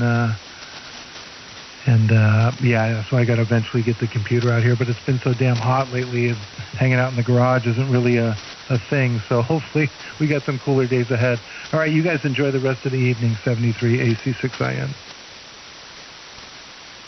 You as well, and I apologize if I doubled. I think Idaho gave you a signal report as well, and you were doing it good up into the Boise area as well. Ah, well, that's good to know. The Idaho station, can you hear me okay? Yeah, I hear you fine. You're about S95 over, southwest Boise, 10 miles. Yeah, copy that. Have you guys got better air quality up there? I understand like a couple weeks ago, a friend of mine lives in Eagle, Idaho. He just moved up there. And I guess the air quality was pretty bad with all the fire. Yeah, it's quite bad. If you're into sucking on a chimney, this is the place to be. Eastern Colorado was that way all weekend. It was terrible. Yeah, I hope that gets better for you. That's rough. Well, I appreciate the sentiment, but I think there's some fire north of us in Canada that's out of control, and I think they sort of have a handle on the one that is to the west of us, but it's been quite bad. I think another week or two of it. And Scott, I think hopefully that smoke will be gone by the time you get out there. I think I looked it up the other day, and when he mentioned that, the air quality was like, normally ours here is like 30, 40-ish, and it was like 270 or something crazy like that. That worst in the country, go Scott? Yeah, Ventura Station, N6RRV here, Scott. This weekend I'm going to be up in Eagle, Idaho, and so I'm curious, what did your friend say the air quality was like in Eagle? What did he tell you? Oh, he was like, it's bad. He says it's tough to breathe and stuff like that, so he was kind of like, man, because I know that you guys get the inversion layer, and we were thinking about that. Like, I just retired, so we were looking at Idaho and Arizona and different places, and get out of California. Well, maybe keep the place in California and just get another place, rent it out or whatever. But yeah, he wasn't too happy with the air quality. Well, I'll find out firsthand Sunday afternoon, right, James? Yep. Don't think it's going to be any different. Yeah, well, anyway, thanks, Ventura. Appreciate the weather report up in Eagle. N6RRV, Mission Viejo. Yeah, you're coming in. Are you moving up there? Not permanently, at least not now. We just bought another house up in Eagle, so we're going to be, I will be up there and with James. James lives up in Meridian, so we're going to just check on the house and get things in order. The house is we already own it, but we got to furnish it now and get it ready for occupancy. Copy that. Okay, well, congratulations. Yeah, it's been, as you know, I'm sure you guys had heat down there too, because it's been warm here. We had beautiful weather up until like July 4th, and then summer came in with a vengeance, right? Shoot, same thing here. Yeah, it's pretty bad. It's really hot. It was 105 here today. Yeah, that's a warm day. Wowza, Idaho, that's crazy. Yeah, it's, I think the same for the rest of the week, but it should be cooling down a little bit, I think, by the weekend. Yeah, hey, Craig, I'll be up in Eagle, Idaho for about 6 days. Wendy, during that period of time, she's not going up there because of the air quality, and she's very sensitive to the smoke and all that kind of thing, so she's going to stay here. And she's going to be spending the time down at the Hotel Del Coronado with one of her girlfriends. That's the way to treat her right there, Scott, no doubt. You go off to Idaho and send her down to the Hotel Del. She's gonna love that, man, I tell you. The weather at the beach right now is perfect. It's about 80 degrees at the beach. It's 90 inland, but 80 degrees at Coronado is perfect weather. Yeah, it is. The only problem with Del Coronado and the beach is that the water's polluted. All the sewage has come up from Tijuana and whatnot, and you really can't go in the ocean right now and enjoy it like the old days. So that's the problem with Hotel Del. You got to sit on the beach, and you really can't get in. Yep, that is one of the downsides there, and hopefully they're working on trying to figure out how to fix that. I know the administration's, I guess, put some money towards that problem, but I don't know how long it's going to take to fix it. Probably a couple years at least. Oh, it's been going on for a couple years. The only other thing I was thinking of what's cool about the Hotel Del is that the Navy SEALs train right down there. And if you happen to be there and, looking out your hotel window from the balcony, you watch those guys doing their training during Navy SEAL Hell Week. And that is unbelievable to watch what these guys have to do. And what we see on TV, it's exactly like that. That's what they do. Oh, yeah, Bud's training, man. That's where it's at. Fun times. But, good deal. Well, hopefully it won't be too bad for you out there in Idaho, Scott. Hopefully it'll clear up. I don't know. But at least you'll be out there. Maybe you can suss out some temporary antenna or something, and at least get a signal out of Idaho. It'd be good to hear you out there. Well, I don't know if I'll be doing it on this trip. I'll see how I sound on James's radio, and we'll just kind of hang out. But eventually I will put together a station there with an antenna of some sort. So I'm going to have to, I don't know how I'm going to do that. To duplicate this, that's going to cost some serious money. I don't know if I want to do that, but we'll see. There's no way I'll be able to get another Voodoo machine. Mike does not modify 950 SDXs anymore because he's run out of the INRAD filters and can't get any more, is what he told me recently. So the Voodoo modification machines has pretty much come to an end, and I don't know if anybody is selling them. So if anything, I'd probably set up another Anan station up there. Too. It's good enough, man. Anan for the win. Yeah, I mean, hey, if the worst scenario, if I got to suffer with an Anan, I'm good with that. Hey, the Voodoo has some cool tendencies, but you sounded just as good on the Anan. So again, the Voodoo is awesome, and there's something special in there. Don't get me wrong, but you sound just as good on the Voodoo or on the Anan. Oh, yeah, I know. And it takes a discerning ear to really hear the difference. But there is a difference. And, no doubt about it. I got the Anan all wired in, too. I can switch over to that anytime I want to and go Anan. But I kind of like, when I hear it in my headphones, I can hear the difference. And when I listen to it on the stream there, I can hear the difference as well between the two. But either way, I'm good either way. And it's just a lot of fun. What can I say, having two radios? Well, listen to yourself play back on the stream tonight, Scott. You're 20 to 25 to 30 over, so this is a good night to hear yourself. Yeah, Yeah, good signal tonight, and everybody's louder than usual tonight, especially James. I can't believe how loud you are tonight, James. 10 over, maybe a little bit more than that, on 500 watts. Nice. We are most satisfied, and I don't know if you heard me, but I still have the Brick 2 and also the SunSDR, so I have extra radios.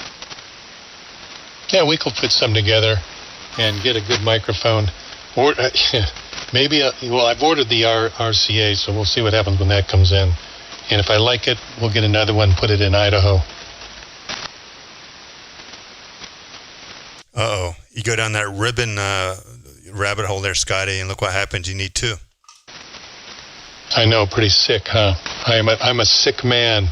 I've gone down that rabbit hole, and it's sucked me in the black hole, and I can't get out. Hey, James, what's the output on the Brick? It goes to 15 watts. Boy, it would do great with the Lux as a backup. Yeah, or you can just get one of these Mercury lights for half the price. No, I mean like a backup rig. I guess I could get a Mercury light, but I was just thinking like something as a backup for the Anan. Yeah, this is true. Still has PureSignal and a port for bringing the tap back in. Roger.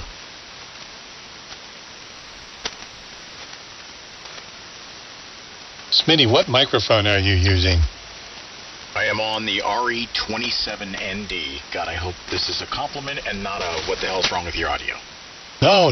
I'm on the 27 as well right now. No, I'm liking the audio. It sounds good. That's why I was asking you. I don't know if I ever knew you were on the 27. But, yeah, I'm on the 27 as well. You know, for a long time I ran that SM7B, and you guys kind of encouraged me to, hey, plug in the RE27ND and just spend a little EQ time with it, and you'll get what you want out of it, and then some. And I'm happy I didn't give up on the mic, because the RE27 flat, personally, I'm not a fan of. Yeah, you got to EQ it a little bit. It has a little bump around 3.5 kcs on the graph, but no, you sound good on it. I like it. Thank you, brother. I appreciate it.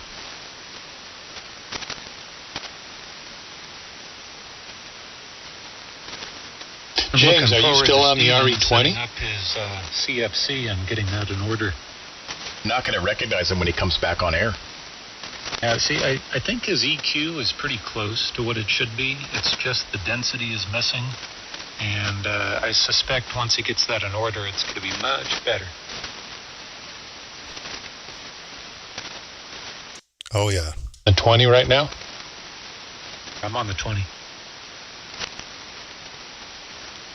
And the KD8 MKG with the comment, he's got all of them. He's got the 20, the 320, and the 27. I'm on a 320, but gotta love, each of those microphones has their pluses and minuses, but I don't know, for my voice, the 320 works. I've never tried a 27, but I have a feeling, Smitty, if I was to try a 27, I'd probably want to keep on using it. But, it's the color, man. It's all about the color. That's what I look at, this aesthetics. You like big, long black things in your face, and I prefer brushed nickel. Yeah, it just kind of blends into the station. If I have a brushed nickel microphone, it would stand out really, really loudly. I mean, everyone would be like, what is that thing? The screen on the stream there. Repeat. Holy cow. Go, Scott, what was that? Yeah, Craig, do I got to sign in to do the chat? Negative, no. Just go to n6mud.com and scroll down, and you can just enter in your call sign and type in a message. Yeah, I was on my my iPhone when I typed in earlier. I'm on the computer now. And, okay. So the streaming screen and just type in N6MUD on the stream? There's two chats. There's a YouTube chat, which that's what you did earlier. But there's a website I created, n6mud.com, and I've got my own chat that's more ham-friendly. You just type in your call sign, and you can then just type a message. It's way easier than on YouTube. Okay, Roger, thanks. And a little round of IDs. This is WB1G, Sacker Tomatoes.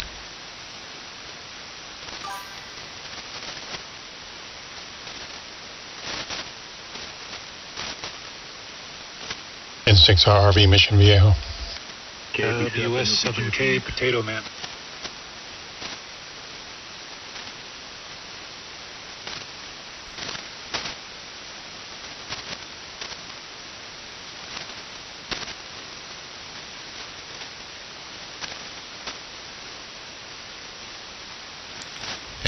That there was silence. I'm still getting over my new nickname, Fart Man. I don't know how to feel about that yet. Yeah, that's kind of that's weird. Of you was very accurate and apropos to the situation. Define. Yeah, how did that one come about?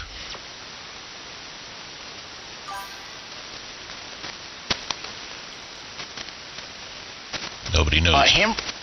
Ham friends, if I could ask you a quick favor, if that's all right, because everybody's hearing each other so doggone loud tonight. If you could tell me what you prefer. This is number one right now. I've been talking in number one the entire time. Not the entire night, but this entire transmission. And then in just a second, as soon as I can squint and find it, there we go. I'm going to go to number two. Okay, number two is now live. This is number two. And I'm just wondering if you preferred the sound of number one or if you preferred the sound of number two. I wanted to do a little experiment on my end.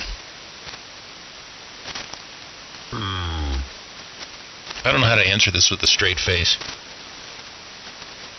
And do they sound the same? Somewhat partial to number two at the moment, but that's subject to change once new information comes about. Interesting, okay. I'll tell you the theory I tested, and that just shows that James has great ears. So I've been using number two all night, and I've been using number two for the last 6 months. But what I wanted to experiment with is whether I was overdriving things at about, because I had a boost at about 4K, and I wasn't sure if I was pushing too much right there and maybe causing the radio or causing splatter. So I wanted to see if that had any effect on PureSignal. But if you prefer two, that means you like the normal sound. Yes. See, that's what I was going to say, too. In our theorems and methodology. See, that's what I was going to say also, but I figured that you'd use that against me. I like number one. What? Number one sounds better to me, but there's a slight difference. Yeah, number one had, number two, which I use right now, well, that's what you're hearing me on, and that's what you've heard me on for the last several months. Has kind of a boost at about 3,900 hertz or about 4K, and then has another boost at about 6K that's wider. So it really boosts up that range. The higher I go in frequency, I keep boosting. Wanted to see if that middle boost was causing any of the any kind of I was going to say remnants. That's not the right word. Harmonics outside of what should be, and causing maybe the radio to tweak or the yaw band to tweak, but. Probably nothing. Nothing behind that statement. Do you even boost, bro? Hold on, man.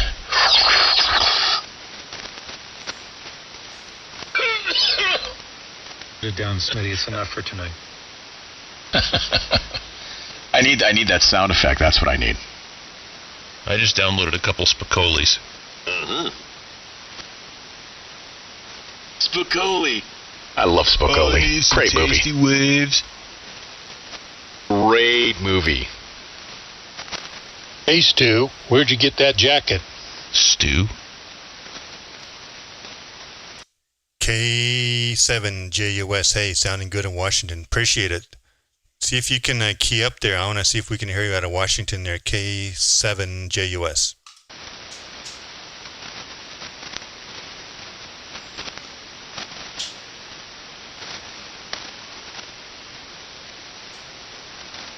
I know you were mentioning Spicoli is your favorite, but for me, it was all about watching that pool scene in slow motion. Oh, yeah. I was going to marry her. Good night, folks. Catch you later, Chris. Later, Chris. I'll talk to you maybe tomorrow. KB Sup and Obi Jack. JUS, was that you in the background there? I think I heard him. Yeah, I'm here. I'm unfortunate. Yes, I'm one of those individuals. individuals that transmit that from the UK. I do apologize. I've been listening to you gentlemen talking the whole entire evening, and I decided, I might as well widen my receiver out to 6K so I could hear you guys' fidelity. Copy that, K7JUS. I recognize the call sign, and I believe you were a station that has a Hermes, right, that was operating out of Washington. I probably talked to you quite a while ago. And you've got the old school amplifier. Is that true? No, not on this one. We're running a Flex 8400 on this end, and then got a few other radios, but no, but I do have That's a Flex? coming on the way. It should be Jesus. was ordered tonight, and it should be here. I think it's about 3 to 4 weeks. Oh, really? So what's the rig you're using right now? The Hermes? No, the radio that I'm talking about right now is a Flex 8400. Okay, and which model did you just order? The new? You didn't order the new Aurora, did you? No, the one I'm working on right now is the 8400. The Hermes is the Hermes Lite stuff. I think it's just about everything that's needed for it. Okay, but you said you ordered a Flex, and it should be there in a little bit. Which Flex did you order? No, negative. The Flex, I already own. The Hermes Lite 2 Plus is going to be here in about 3 to 4 weeks. Got it. Okay, sorry about that. Okay, so you're actually doing an upgrade. Congratulations on the upgrade, going from a Flex to a Hermes. That is an upgrade because you've got Thetis there, so you're going to love it. You're going to love that upgrade. What do you think, Jeff? Yeah, absolutely. Well, it's a lot to digest when you first get into it, because there's so many doodads and whatnots and flipping switches and buttons and meters and all sorts of configurational things that you can do. But just overall, they sound better. Yeah, that's what I hear. I do give what's his name over there on the East Coast, W1AEX CFC. I talk to him quite a bit, so when I listen to his reading, it just sounds wonderful when I hear you guys out here tonight. I could switch over to using Ether SDR and try to set up some of the audio, but I have not had the chance to do that yet. I would love for you to do that, just to be able to hear the difference between the way you are now and Craig's recording this, so we always have an A-B comparison, and then to come back with the Ether, because I really have been impressed with the people that have been running Ether. I probably would have kept my F-bomb radio if Ether was available when I was having issues with it. Yeah, and by the way, we've got a KD8MKG who's actually enhancing the audio chain on Ether, so if you give it another couple weeks, hopefully you'll get even better audio out of that piece of software for the Flex. That's what the rumor that I was told the other night, and I do want to wait. I do have Ether set up on the other computer. Unfortunately, I would have to make some audio swaps here. I don't think I have currently enough extra cable to make it from one computer to the other at the moment, so unfortunately that's not going to be a possibility, but I can do it here in the future. I do like some of the audio stuff that they've added in there in the recent 6 months. I originally downloaded it when it was fairly functional, and I just unfortunately wasn't appealing enough to me because my Flex is my daily user, but the Hermes, I got that on the way, and then I have to make a choice of what amplifier I'm going to run the Hermes with. A big old LD Moss. Come on, take out the wallet. Dual LD Moss for the win. I'm not going to lie, I have looked at both Mercury and the Expert models, and unfortunately, I just pick whatever I can get past by the light. Tell you what, man. Oh. There are 3 Mercuries on the air tonight. In fact, you're listening to one right now. The Mission Viejo station is running a Mercury Lux like me, so we're both running Luxes. And then Idaho is running the Mercury Lite. Great amplifier. But can't say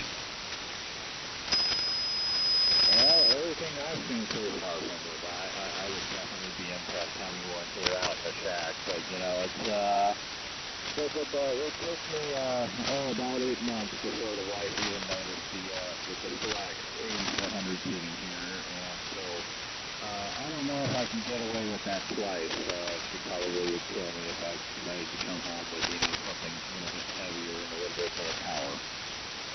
Well, as long as she doesn't see both of them at the same time, then I think you're okay, because, they made them both black with the blue lettering, so you might be safe.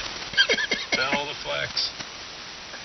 I'm half tempted to sell the flags and, take a little bit of a loss and buy it none, but, once again, the wife is, making sure that my spending on hammer equipment is a little bit, kibosh. Here's the good news for you. Radio. You already have the Hermes coming in, you're set. And here's the good news here, all right? Whether it's an Anan or a brick, or the good thing is you have options these days, right? To be able to kind of do this kind of radio, whether it's ESSB or work with your audio and things like that. And things like the Anan, for example, remote control is coming soon for these things, and for a lot of these, the strides being made on the software side is phenomenal right now. Yeah, I think it's, what was it, they were implementing, what was it called, PCI control or PCI control, not being supported all on what was it recently, and then the other one was that on eBay they were actually starting to make headway with getting these constant and non-radios, which I found very interesting. Yeah, that would be kind of nice. That'd be real nice. I'd consider using either. It has its possibilities, and and I do like all the feature sets. Are they uploading enough to patch? Yes, I'm not going to let up in IT for 34 years, and I can see when things start getting bloated. So it is getting a tad bloated, but I very much like what I think the Jeremy is doing with it. It's absolutely wonderful. Hey, did you know they have Thetis working with the SunSDRs now, Smitty? I did not know that, but that's pretty cool. Yeah, I saw a video of a guy using it, and I had to do a double take. I went up in the title bar and had the connected SunSDR there, but I only have that as a backup to the backup.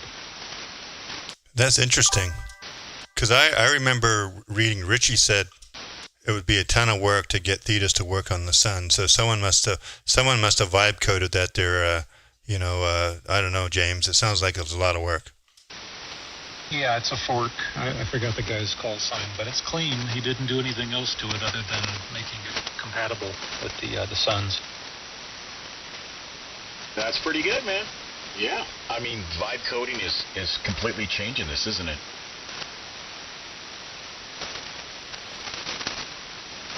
Well, my cup runneth empty, and I am thirsty, so I shall return K5 BLS.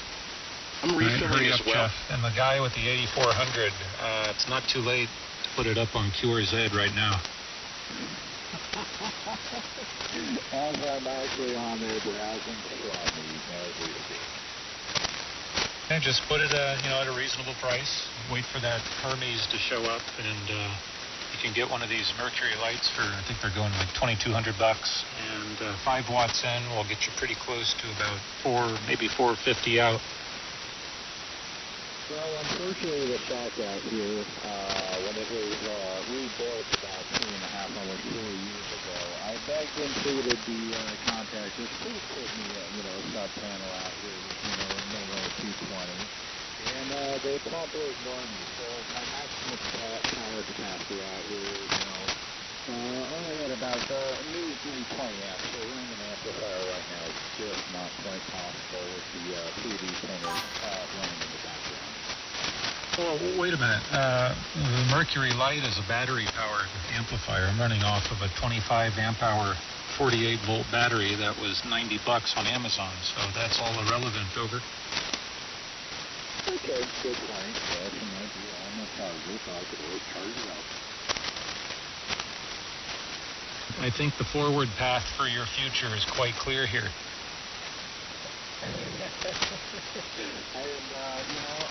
There's actually a funny story behind it, because the individual who bought it for me is taking that. He bought it for me, the whole entire setup, everything that comes with the Hermes Lite 2 Plus.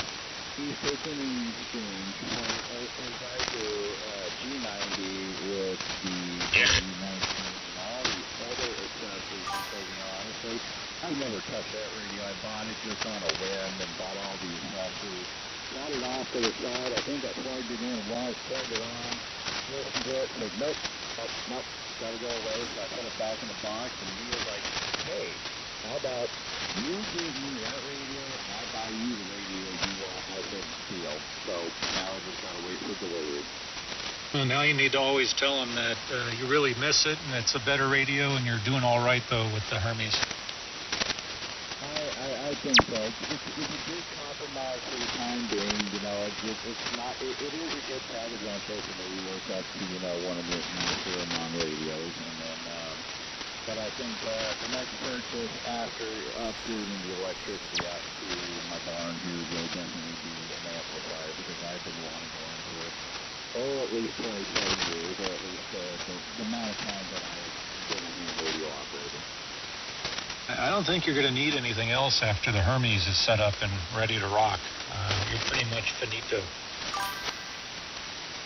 I hope so. I really do. I've got a nice set of 4K monitors just sitting in front of me, so I'll be able to see everything that's kind of the way I want it. And that's why I've had no red loss on these ideas G90. Well, I'm looking forward to it. A few weeks, whenever that is. I don't know if you heard the conversation earlier, but Whiskey 1 Alpha Echo X-Ray has a tutorial guide for how to set up that Hermes with Thetis and how to get pretty rock-solid audio out of that. So check it out in your spare time and learn before it shows up there, over. Yep, I do see the link in the chat here, and that would reference that individual's call sign. And, I've already told this people on the receiving end. I have a radio berry set up in the somewhere here on my desk, which is in absolute bad.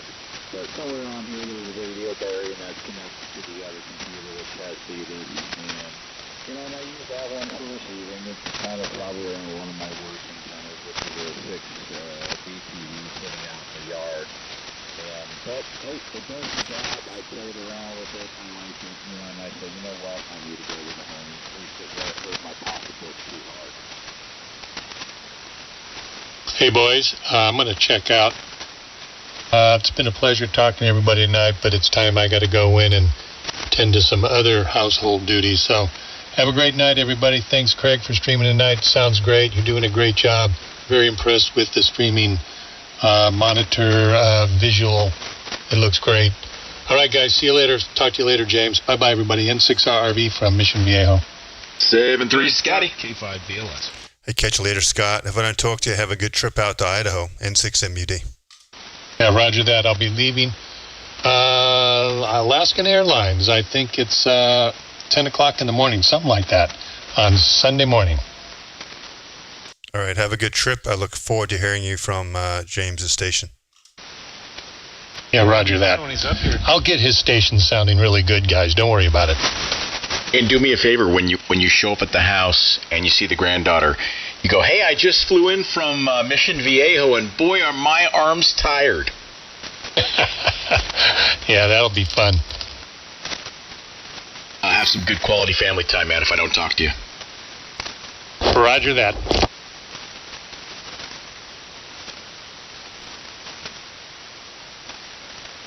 Bye, James. See you later. I'll be waiting for you at the airport whenever that is. Give me the flight time when you get it. You know what's going to get fun, guys, is once Scotty is up there and established, we can have wars between Scotty and James to see who's stronger, who has the better audio profile from Idaho. Oh, yeah, it's going to be the audio shootout. Let's see. Audio shootout, right? ESSB shootout. Beeping me.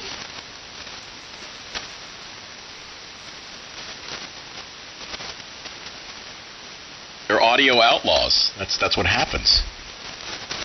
I do suspect I'll have to change a few things for them, but I'll get them sounding pretty close.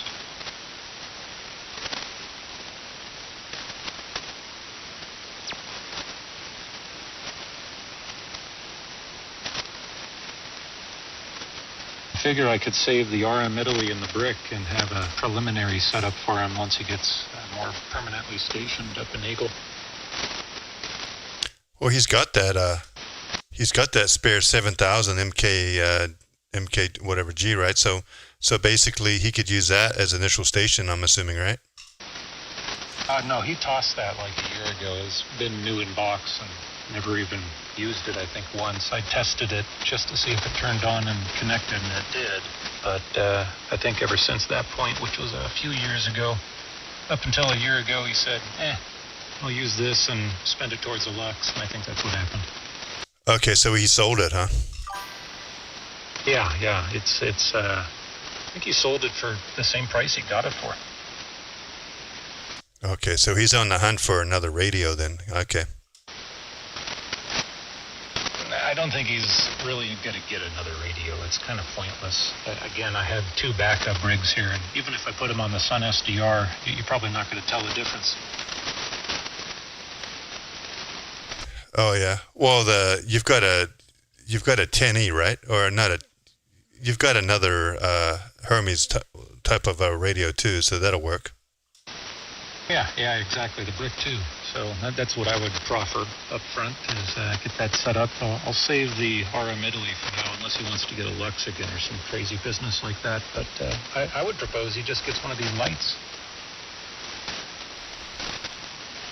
Yeah, I mean you're peaking 15 over earlier this evening on 500 watts, which is amazing. And I don't think I've tripped my breaker yet for the AFCI. I'm pulling open the EcoFlow app right now just to see if I'm still at full battery. Yeah, man, I'm still cruising along at AC pass-through for the PC, and nothing has fired off. Man, I'm still 5 to 10 over here. Yeah, still super strong in the sack of tomatoes. Yeah, James, so the biggest thing for Scott sounds like it's going to be his antenna situation. He's talking about doing a vertical for a flagpole. How's that going to work out? I don't think the vertical side will be the radiator. I think that's just the mast, like I'm doing right now. Okay, so that'll be like the feed point for a dipole, and there'll be wires, thin pieces of wires coming down each side of that flagpole. Right.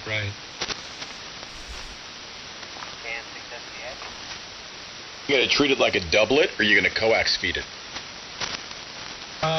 Well, I'm using coax, the RG8X skinny stuff, and I'll just probably duplicate it at first and see how it works out. My guess it should be pretty good. Roger, Dodger. There was a station out there. I could barely hear you, but if you want to give it another try, we'll see if we can pull you out. Kilo November 6, Sierra Victor Alpha. Kilo November 6, Sierra Victor Alpha. Okay, the suffix is Sierra Victor something. The lightning crashes took you out to me. I'm in Sacramento, California, but maybe somebody else picked you up because fortunately, I'm struggling to hear you over the noise, my friend. Oh, I thought it was KN6. It was KN. Sierra Victor Alpha. Almost there. So it was KN6, Sierra Victor something, I believe. Alpha. Sierra Victor Alpha. KN6 Sierra Victor Alpha, QSL. QSL, Roger. I was hoping the Idaho station could hear me, or is the Idaho station still on the channel? I hear you. You're up and down with the propagation swells, though. Over.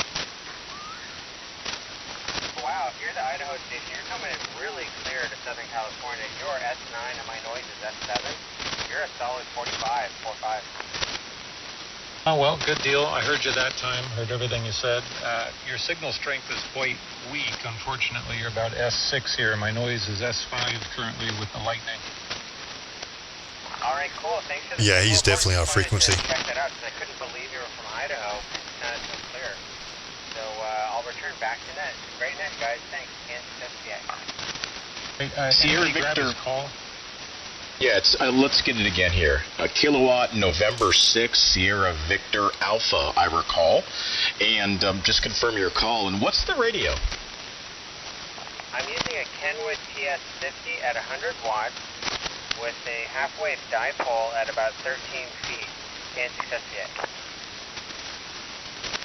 Okay, the reason I asked, you're really narrow. You've got energy, but it's all really, really pinched. So you almost sound like you got your nose held, and you're kind of and you're missing like all the middle. So I don't know if you can make any adjustments, but I think part of the problem is audio from an intelligibility standpoint. But I got you here in Sacramento. I could get you above the noise. Little tough on the copy, but I did get you. He's off frequency too. Yeah, I think I'm off frequency, and that's the cause. So I don't really know who to tune in because everyone sounds a little different to me. So I went up a little bit. Is that better? Do we all sound like Darth Vader? You sound a little bit Darth Vader, but other stations sound normal. So if I tune you in, I should go up a little, I think. Or actually down. No, SVA. I am your father.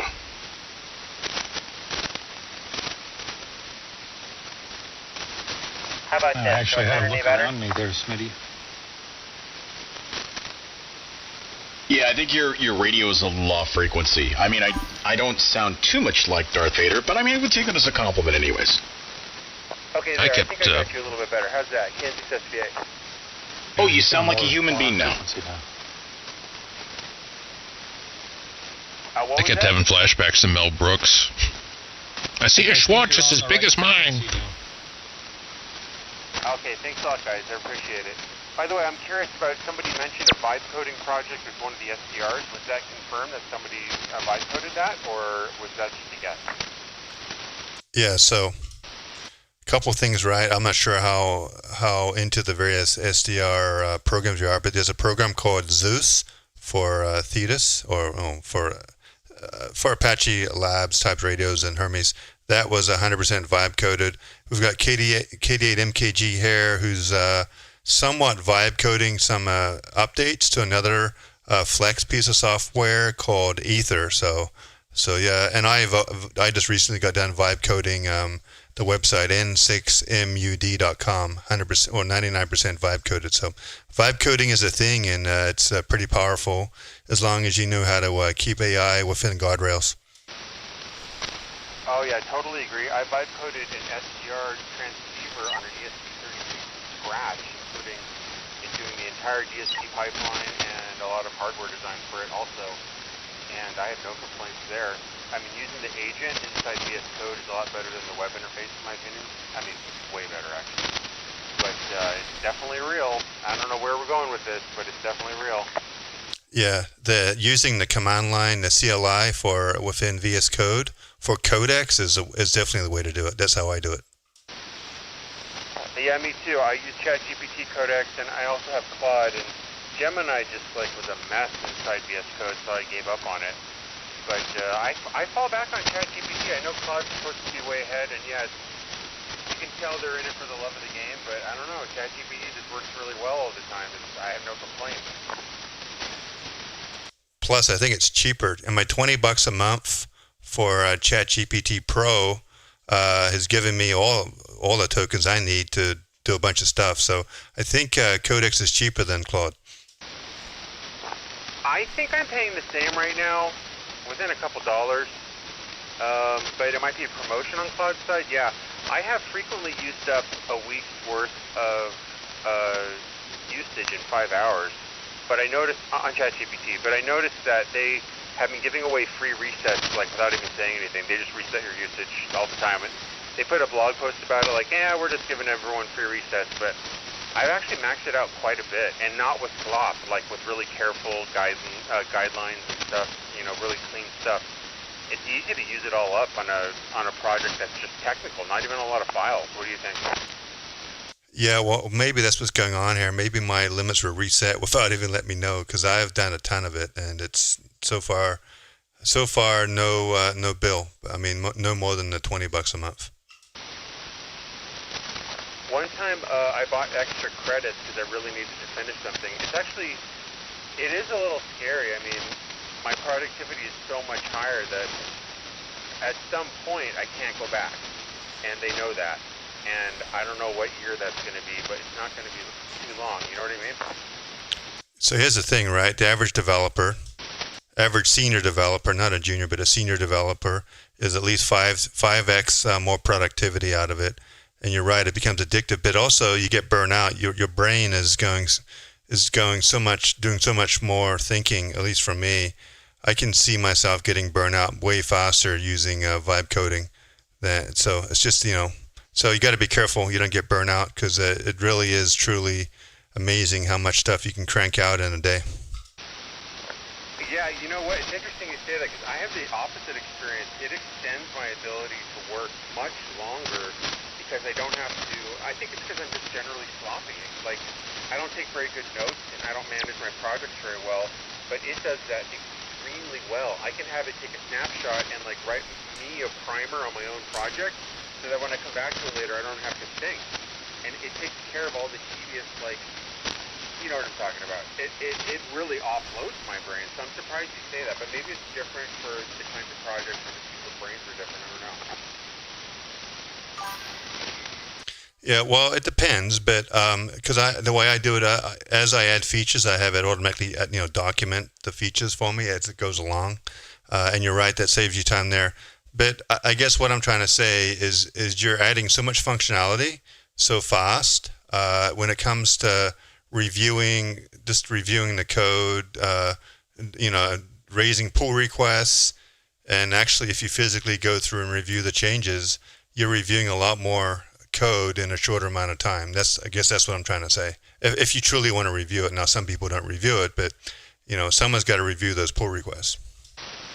I see the difference. Yes, I work completely on my own, and my projects aren't reviewed by anyone, and I don't use Git at all. So in my isolated universe, I don't even have to check my own stuff.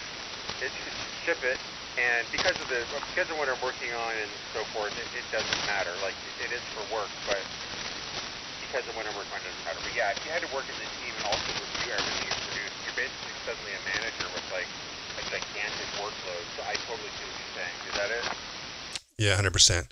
N6MUD for ID. Sorry to bore everyone there, but anyway, that's my experience with AI and vibe coding. So hopefully. Some people have positive experience, but a lot of the people that I know that no longer have jobs because they're being replaced, they're bitching and moaning about the fact that they're going to have to reinvent themselves, which is just part of the game. But we'll have to see what happens in the next 2 to 3 years. Should be interesting.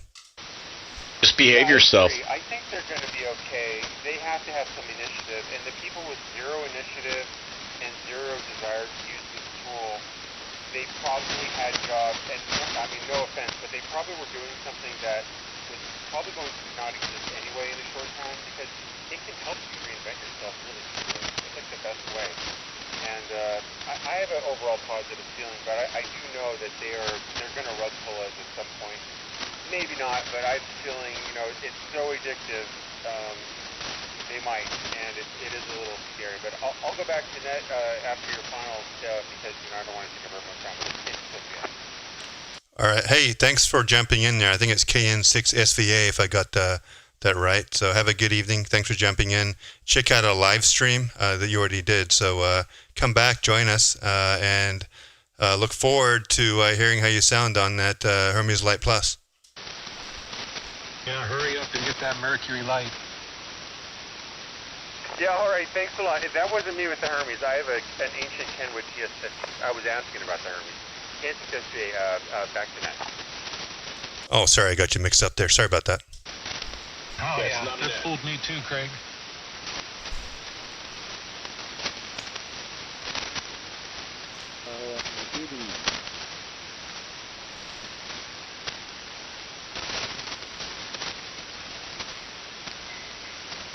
And just a reminder to anybody hanging out here on frequency, whether you're listening on the air here at 7.275 or whether you're on, well, if you're not on YouTube, go check it out. youtube.com. Great opportunity to hear how you sound on the air, but we are not just giving out radio checks tonight. If you do chime in, we're going to ask you a personal question, so just be warned. WB1G Sacred Tomatoes. Oh, so you're one of them. Checks are 50 cents a minute for Smitty's needs money for his power bill fund. Yes, I do. Yes, I do. We top at 1K, and we're not talking about a kilowatt. The guy that says size 13.5, come again, you get doubled on.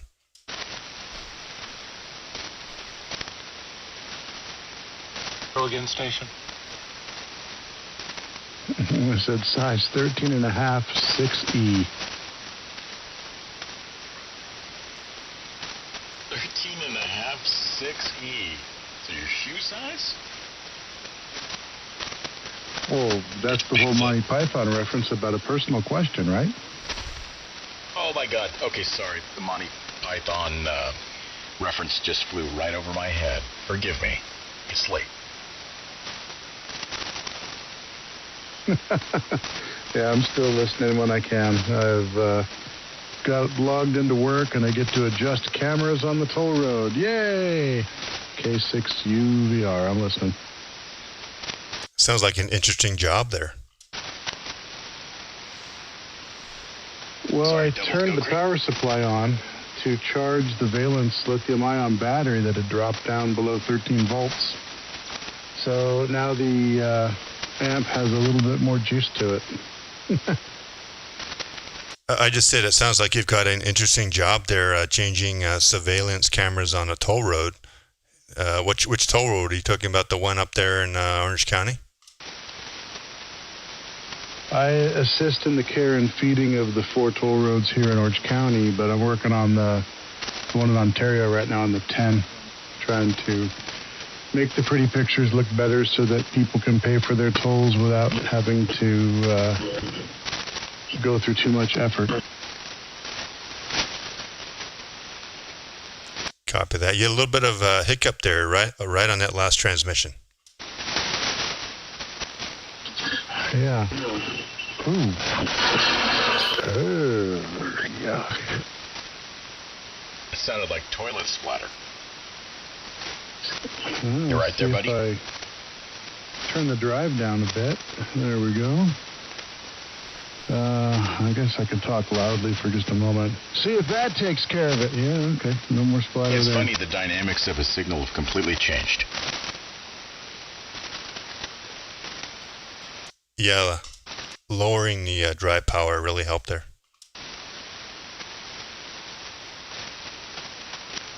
I have an observation Maybe I've about got to wait Thetis. longer for the battery to suck up some more energy. I only have a 4 amp TDK Lambda medical, switching supply to keep it charged right now. So I'll probably take another hour or so to get it back up another half a volt. Go Idaho. K5 BLS Carson City. At WS7K Idaho, the NR4 noise reduction is actually quite good for the low stations. Use very low, the toll rotor. And I've noticed it amplifies the There's voice, NR4. whereas NR2 removes the noise, but the voice volume stays the same. The NR4 does a little bit better job, and I'm playing with the settings in it right now. I'm quite surprised how well it's pulling them out. Out of all of them, NR4 is my favorite, but right now when I turned it on, it didn't work too good. It sounded like you guys are underwater. It's got to be a very strong signal, at least for me, to get it sounding good. Yeah, the default settings suck. You got to tailor with it a bit. Go through each one of the parameters, and you'll get an idea of what it does to the audio. But the one how I'm situated right now, it's really easily pulling them out, despite being almost mixed in with the noise floor. It's amazing. Yeah, all of those NR2, NR4, they work really good when you've got low noise like you have, James. I haven't had any luck with the 3. The 3 is just god-awful. I haven't played with the parameters yet, but maybe I'll do that on this next transmission. Yeah, 3's garbage. Don't waste your time.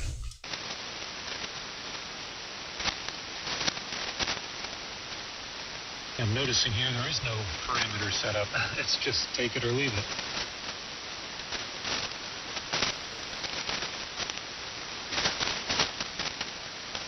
I'm interested in a starting point for NR4, if you guys have one. What you're using. I see Algo 1, 2, and 3. I'll read you off mine. I'm using Algo number 1. I have the stock 10 dB reduction. My smoothing is at 3%.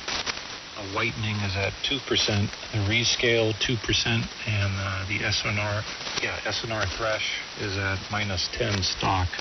And that's a little bit off from the defaults, but it seems to do quite well. And the trick is you got to bring down your EGC bar, so it's not next to the noise, but pretty close to it, and it'll make the audio a little bit louder and more intelligible. Oh, wow. Yeah, I'm impressed. I just did that, and did it while you were telling me. Brought the AGC down a little lower than I would normally run it. And wow, it's amazing. Of course, the lower the station becomes, you kind of run up against the wall of the law of diminishing returns. And once they go below the noise, there's no extracting it. It's just, there he goes. But if he's writing it, which he was for me, I was able to pull him out pretty easily. Hey, what algo are you using? 1? Yeah, I'm using 1. I find there's really no noticeable difference between the 3 of them. Maybe 3 is pretty good too, but 1 is good. Okay, yeah, my reduction's at 10 dB, and that works about right for me right now.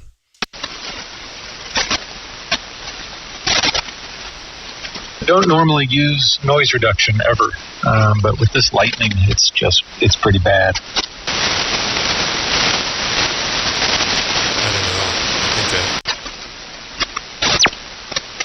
Hey, with all the tuning you guys do for microphones, can you get a good, average power output and have the good sound quality, or is that usually the opposite end of the thing?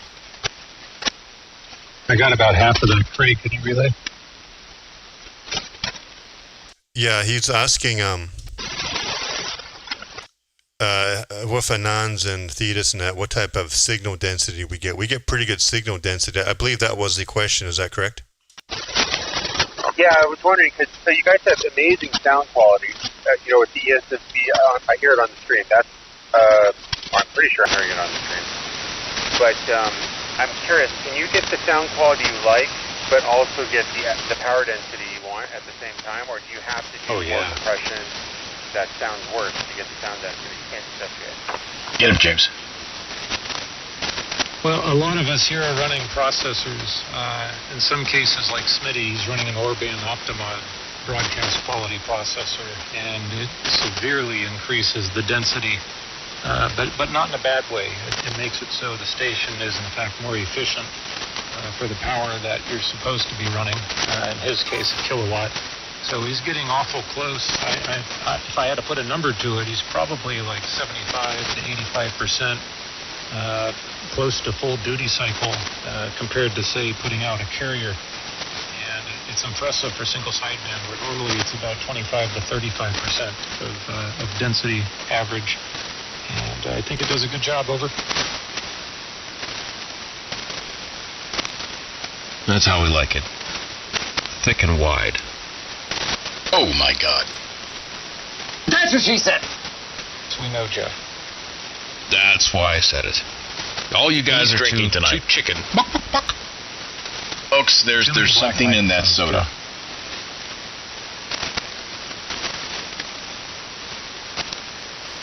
Anyhow, yes, it actually does make a more efficient transmission on each conversation. When you look at the signal density there in the waterfall, it is typically very, very thick, as where if you look at other people's waveforms, there's a lot of energy in just certain areas and not in others, and typically those other areas are void of where the articulation in the speech is.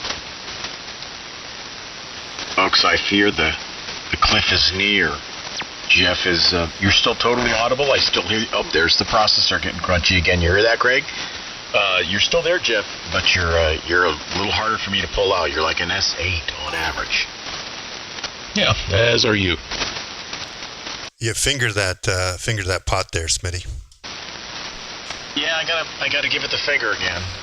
Man, I'm about ready to give it more than the finger.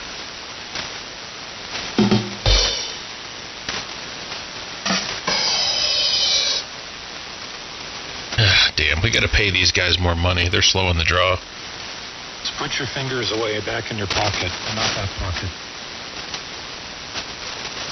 But I cut the bottom out on purpose.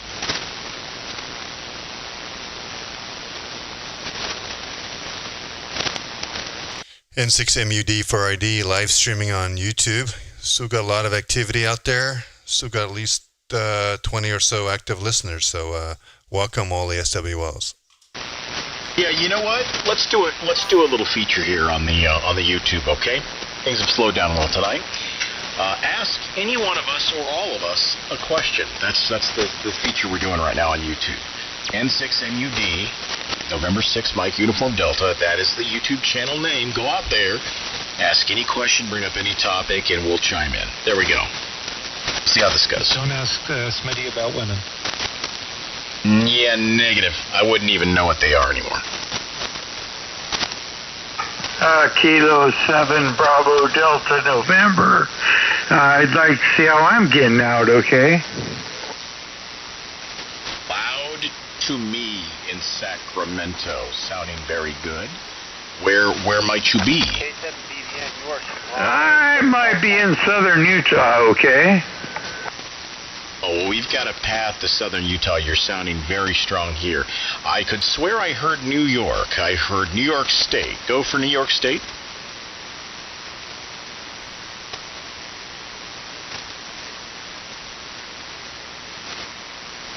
Could have swore I heard somebody say New York out there in the distance. I could be hearing things, or NR4's really working for me. All right, sorry about that. Southern Utah, you're sounding great. Oh, thank you very much. Yeah, I just heard all the scientifics behind propagation and whatnot, and I was just kind of wondering where I came in. K7BDN, you are very strong in Southern California.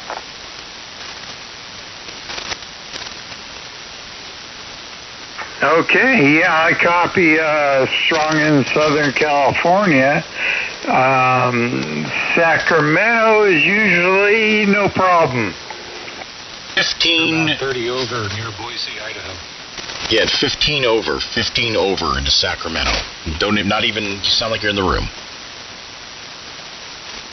Roger that. Yeah, I heard Idaho's, 15, 20 over? No, sir. No, sir. You are 30.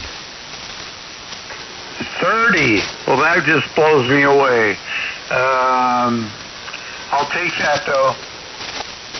Tell you what, for 3K audio, I'm going to tip my hat to you. Your audio's got punch right where it counts, and your readability is pretty good. So, bravo. What's the rig? The rig's an IC7300. I got a SM50 he's got it dialed. Dynamic microphone, and I'm running a you got buried, Smitty. W2 ICOM amplifier on a 80-meter center-fed dipole, about 25 feet up, and it's pointed a couple different directions. Over. All right, well, I'll tell you what, man. You sound good here in Sacramento. Again, you're 3K, and you sound pretty solid for 3K to me. Again, you're gosh, like 15 over on average. So yeah, that's a nice little setup you got going there. You got that 7300 sounding. I mean, you're squeezing as much as you can through that 7300. So good for you. Yeah, it's definitely good and readable. Well, thank you very much for the signal report. I really appreciate it. I did have to turn it down a bit. I admit I had to turn it down.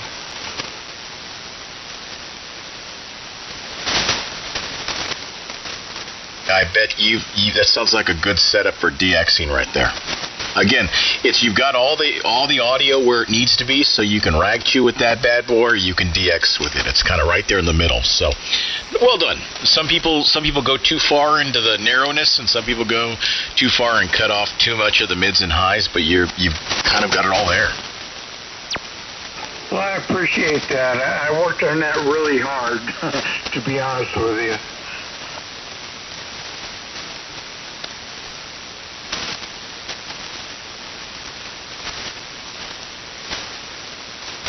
This is WB1G Whiskey Bravo 1 Golf, Sacker Tomatoes. Starting to get a little tired, but I'm not checking out yet.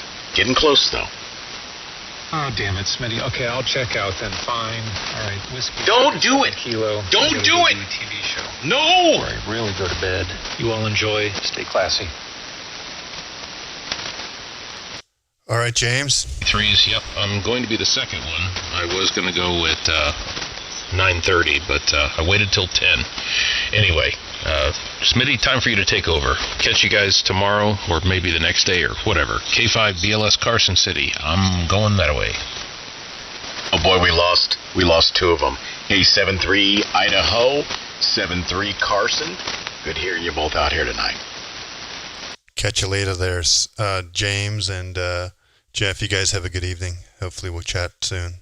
Maybe tomorrow. And 6MUD San Diego. And hey, that other station, come again, sir. The Southern Utah, go ahead. I'd just like to say 7-3s to you guys, and hope you have a good night. Kilo 7 Bravo Delta November, Southern Utah.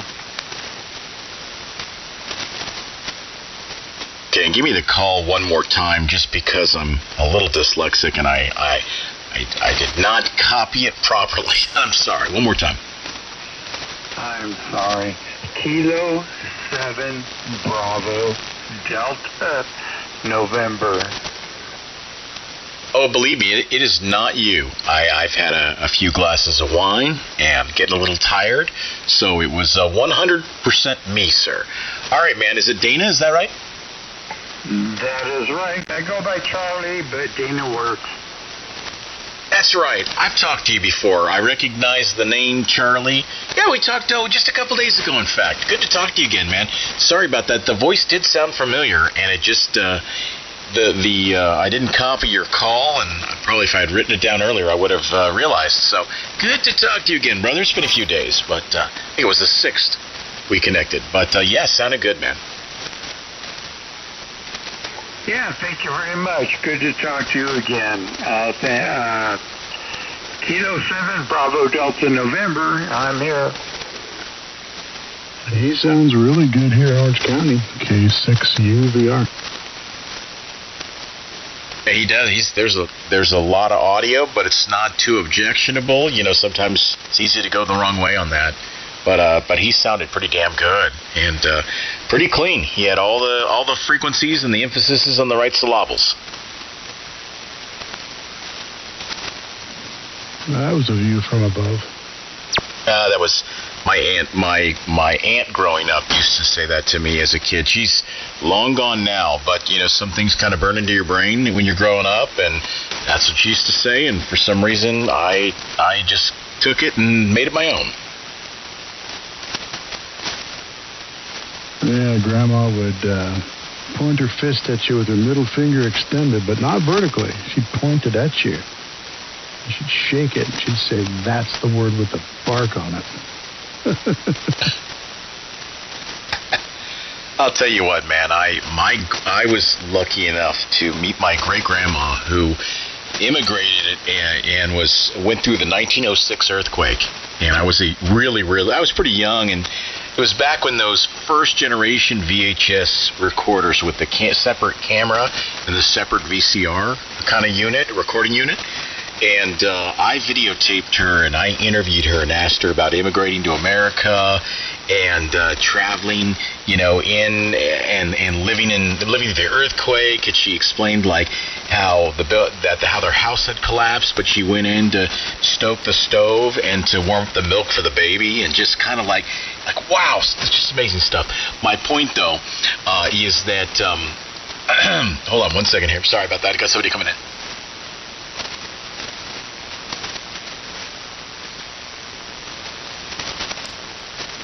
got some interference here. Time for diversity.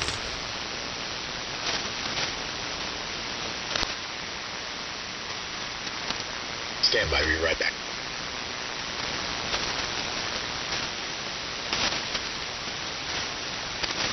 Standing by.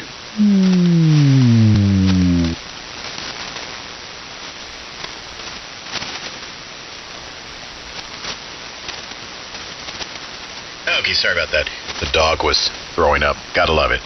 Sometimes those old stories from grandmas or aunts or uncles, they just burn into your brain and you have these memories. Like I will never forget my grandmother making Kool-Aid, and in this big, like, it's like what every kid remembers in the fridge. And there was like 10 pounds of sugar in it. It was delicious. And just those memories that stick with you, you know? So we drove down from Oregon to Anaheim, where Grandma lived. And as far as I knew her my entire life, she lived in a single wide little trailer. Actually, it was a double wide. And we snuck down, didn't tell her we were coming, knocked on the door. Grandpa answered, freaked out. We came inside, said hi. And my brother ran right to the cupboard where she always kept that jade green glass candy bowl with his favorite candies in it. And sure enough, it was there, and it had them in it. So, I mean, she kept that thing stocked even when we weren't coming. Interference just stopped just like that. Interesting. Just on that rare occasion or occurrence that you might just drop in, she was always prepared. Yeah, I gotta tell you, man, I wouldn't have it any other way. As a Gen Xer, and I know I get on this soapbox often, but, you know, raising two Gen Zers who are now kind of college age, and seeing their life and their college experiences and the way they interact with each other is just so damn different. And I'm willing to bet that being a child or being a teenager in the 80s and comparing that to somebody who might have been a teenager in the 70s or the 80s, I'm willing to bet that I relate more with the 70s or the 60s folks that were in who were in high school or, you know, upbringing than I do to a Gen Z any day of the week. It's just a totally different world. It's like totes perf, G. Well, I got a good one for you if you want to hear it. We were unable to do that, but the nephews, I'm now a great uncle. He's just over 2 months old now. And we're looking forward to spoiling the living daylights out of that kid. But I'm the weird uncle. I don't spoil him with normal stuff. You're a ham operator. Neon sign transformers and hook up marshmallows to them and do all that good stuff. I refuse to be the normal boring uncle. I'm the one that you remember. Yeah, you're the in my family, you would be the crazy Uncle Joe. I'm the one everybody loves to hang out with. The guy that, well, my crazy Uncle Joe would always have a few extra drinks, so I think that it might have had a little bit to do with the crazy. But at any rate, yeah, man, I hear you. And, you know, you make those memories. You get one shot at making those memories. All right, I'll say it. Half German, half Irish, but I don't drink and I can't dance. So definitely don't fit the paradigm then. Quite a right. All right, guys, I'm going to call it for myself, only because I like Jeff was going to call it earlier tonight. I got an early 0600, and I fear that leaves Craig as the 1 ESSB standing. I don't know if we have a rule established for when the YouTube goes off. Well, you got to have Craig for the YouTube to go on the air. So, hey, buddy, thanks for running that. That's so much fun with the chat. It just adds to the dynamic. And look, we met people like KD8 MKG. And I dug the liners, by the way. If you're still out there listening, I'm looking at maybe an outdated version of the YouTube chat. But at any rate, a lot of fun tonight. And Craig, thanks for running the stream again. All right, Smitty. Just kicking back here, just doing some maintenance on the sites, but good to hear everyone in there. And I'll probably shut it down here soon unless someone else wants to jump in there. Have a good evening, Smitty. and maybe we'll catch you guys tomorrow night on the stream. N6MUD, San Diego. Hey, and I maintained, just about 1 kilowatt, a little bit over a kilowatt at times, but all night, so things were uneventful. So I think I need to try different frequencies and find out where things start to go amiss for me. And then I can know if I'm in this certain range, I should run, 500-600 watts, but if I'm over in this certain range, I can run a kilowatt and a half. Not that I have to, but, maybe I'll understand better where things start to go amiss. And I get a better idea of where I need to filter. WB1G73 at 1.1 kilowatts here out of Sacramentos. Take care, bud. See you tomorrow night, I'm sure. Yeah, by the way, Smitty, you're still 15 over, so great band conditions. This is one for the books. I'm going to try and listen to the stream tomorrow on my walk here. I have a feeling we're going to be sounding pretty good because everyone was for pretty much the whole night 10 to 20 over. Scotty was 30 over. One of the rare nights out here on 40. Have a good evening, everyone. All the SWLs, thanks for your participation, and we'll catch you guys soon. N6MUD. This is one of those nights, by the way, where I will save a preset version. Not that I've done anything different recently, but I'll put this date as reference to the stream so that I know at all times if I ever want to get back to the time of this recording on Monday, August 10th, I just got to look for that preset. See there? That's the cool thing about using gear where you can save files.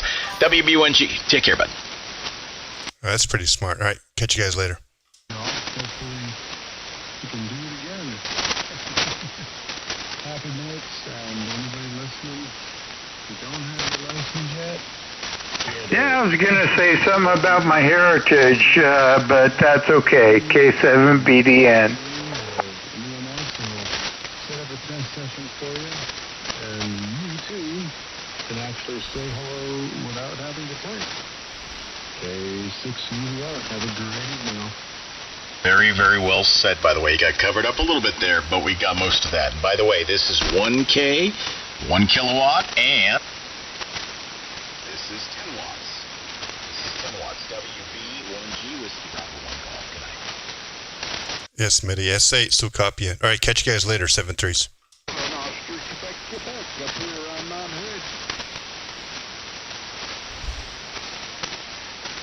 All right, guys, I'm going to end the stream. Have a good evening. We'll catch you hopefully tomorrow night. See ya.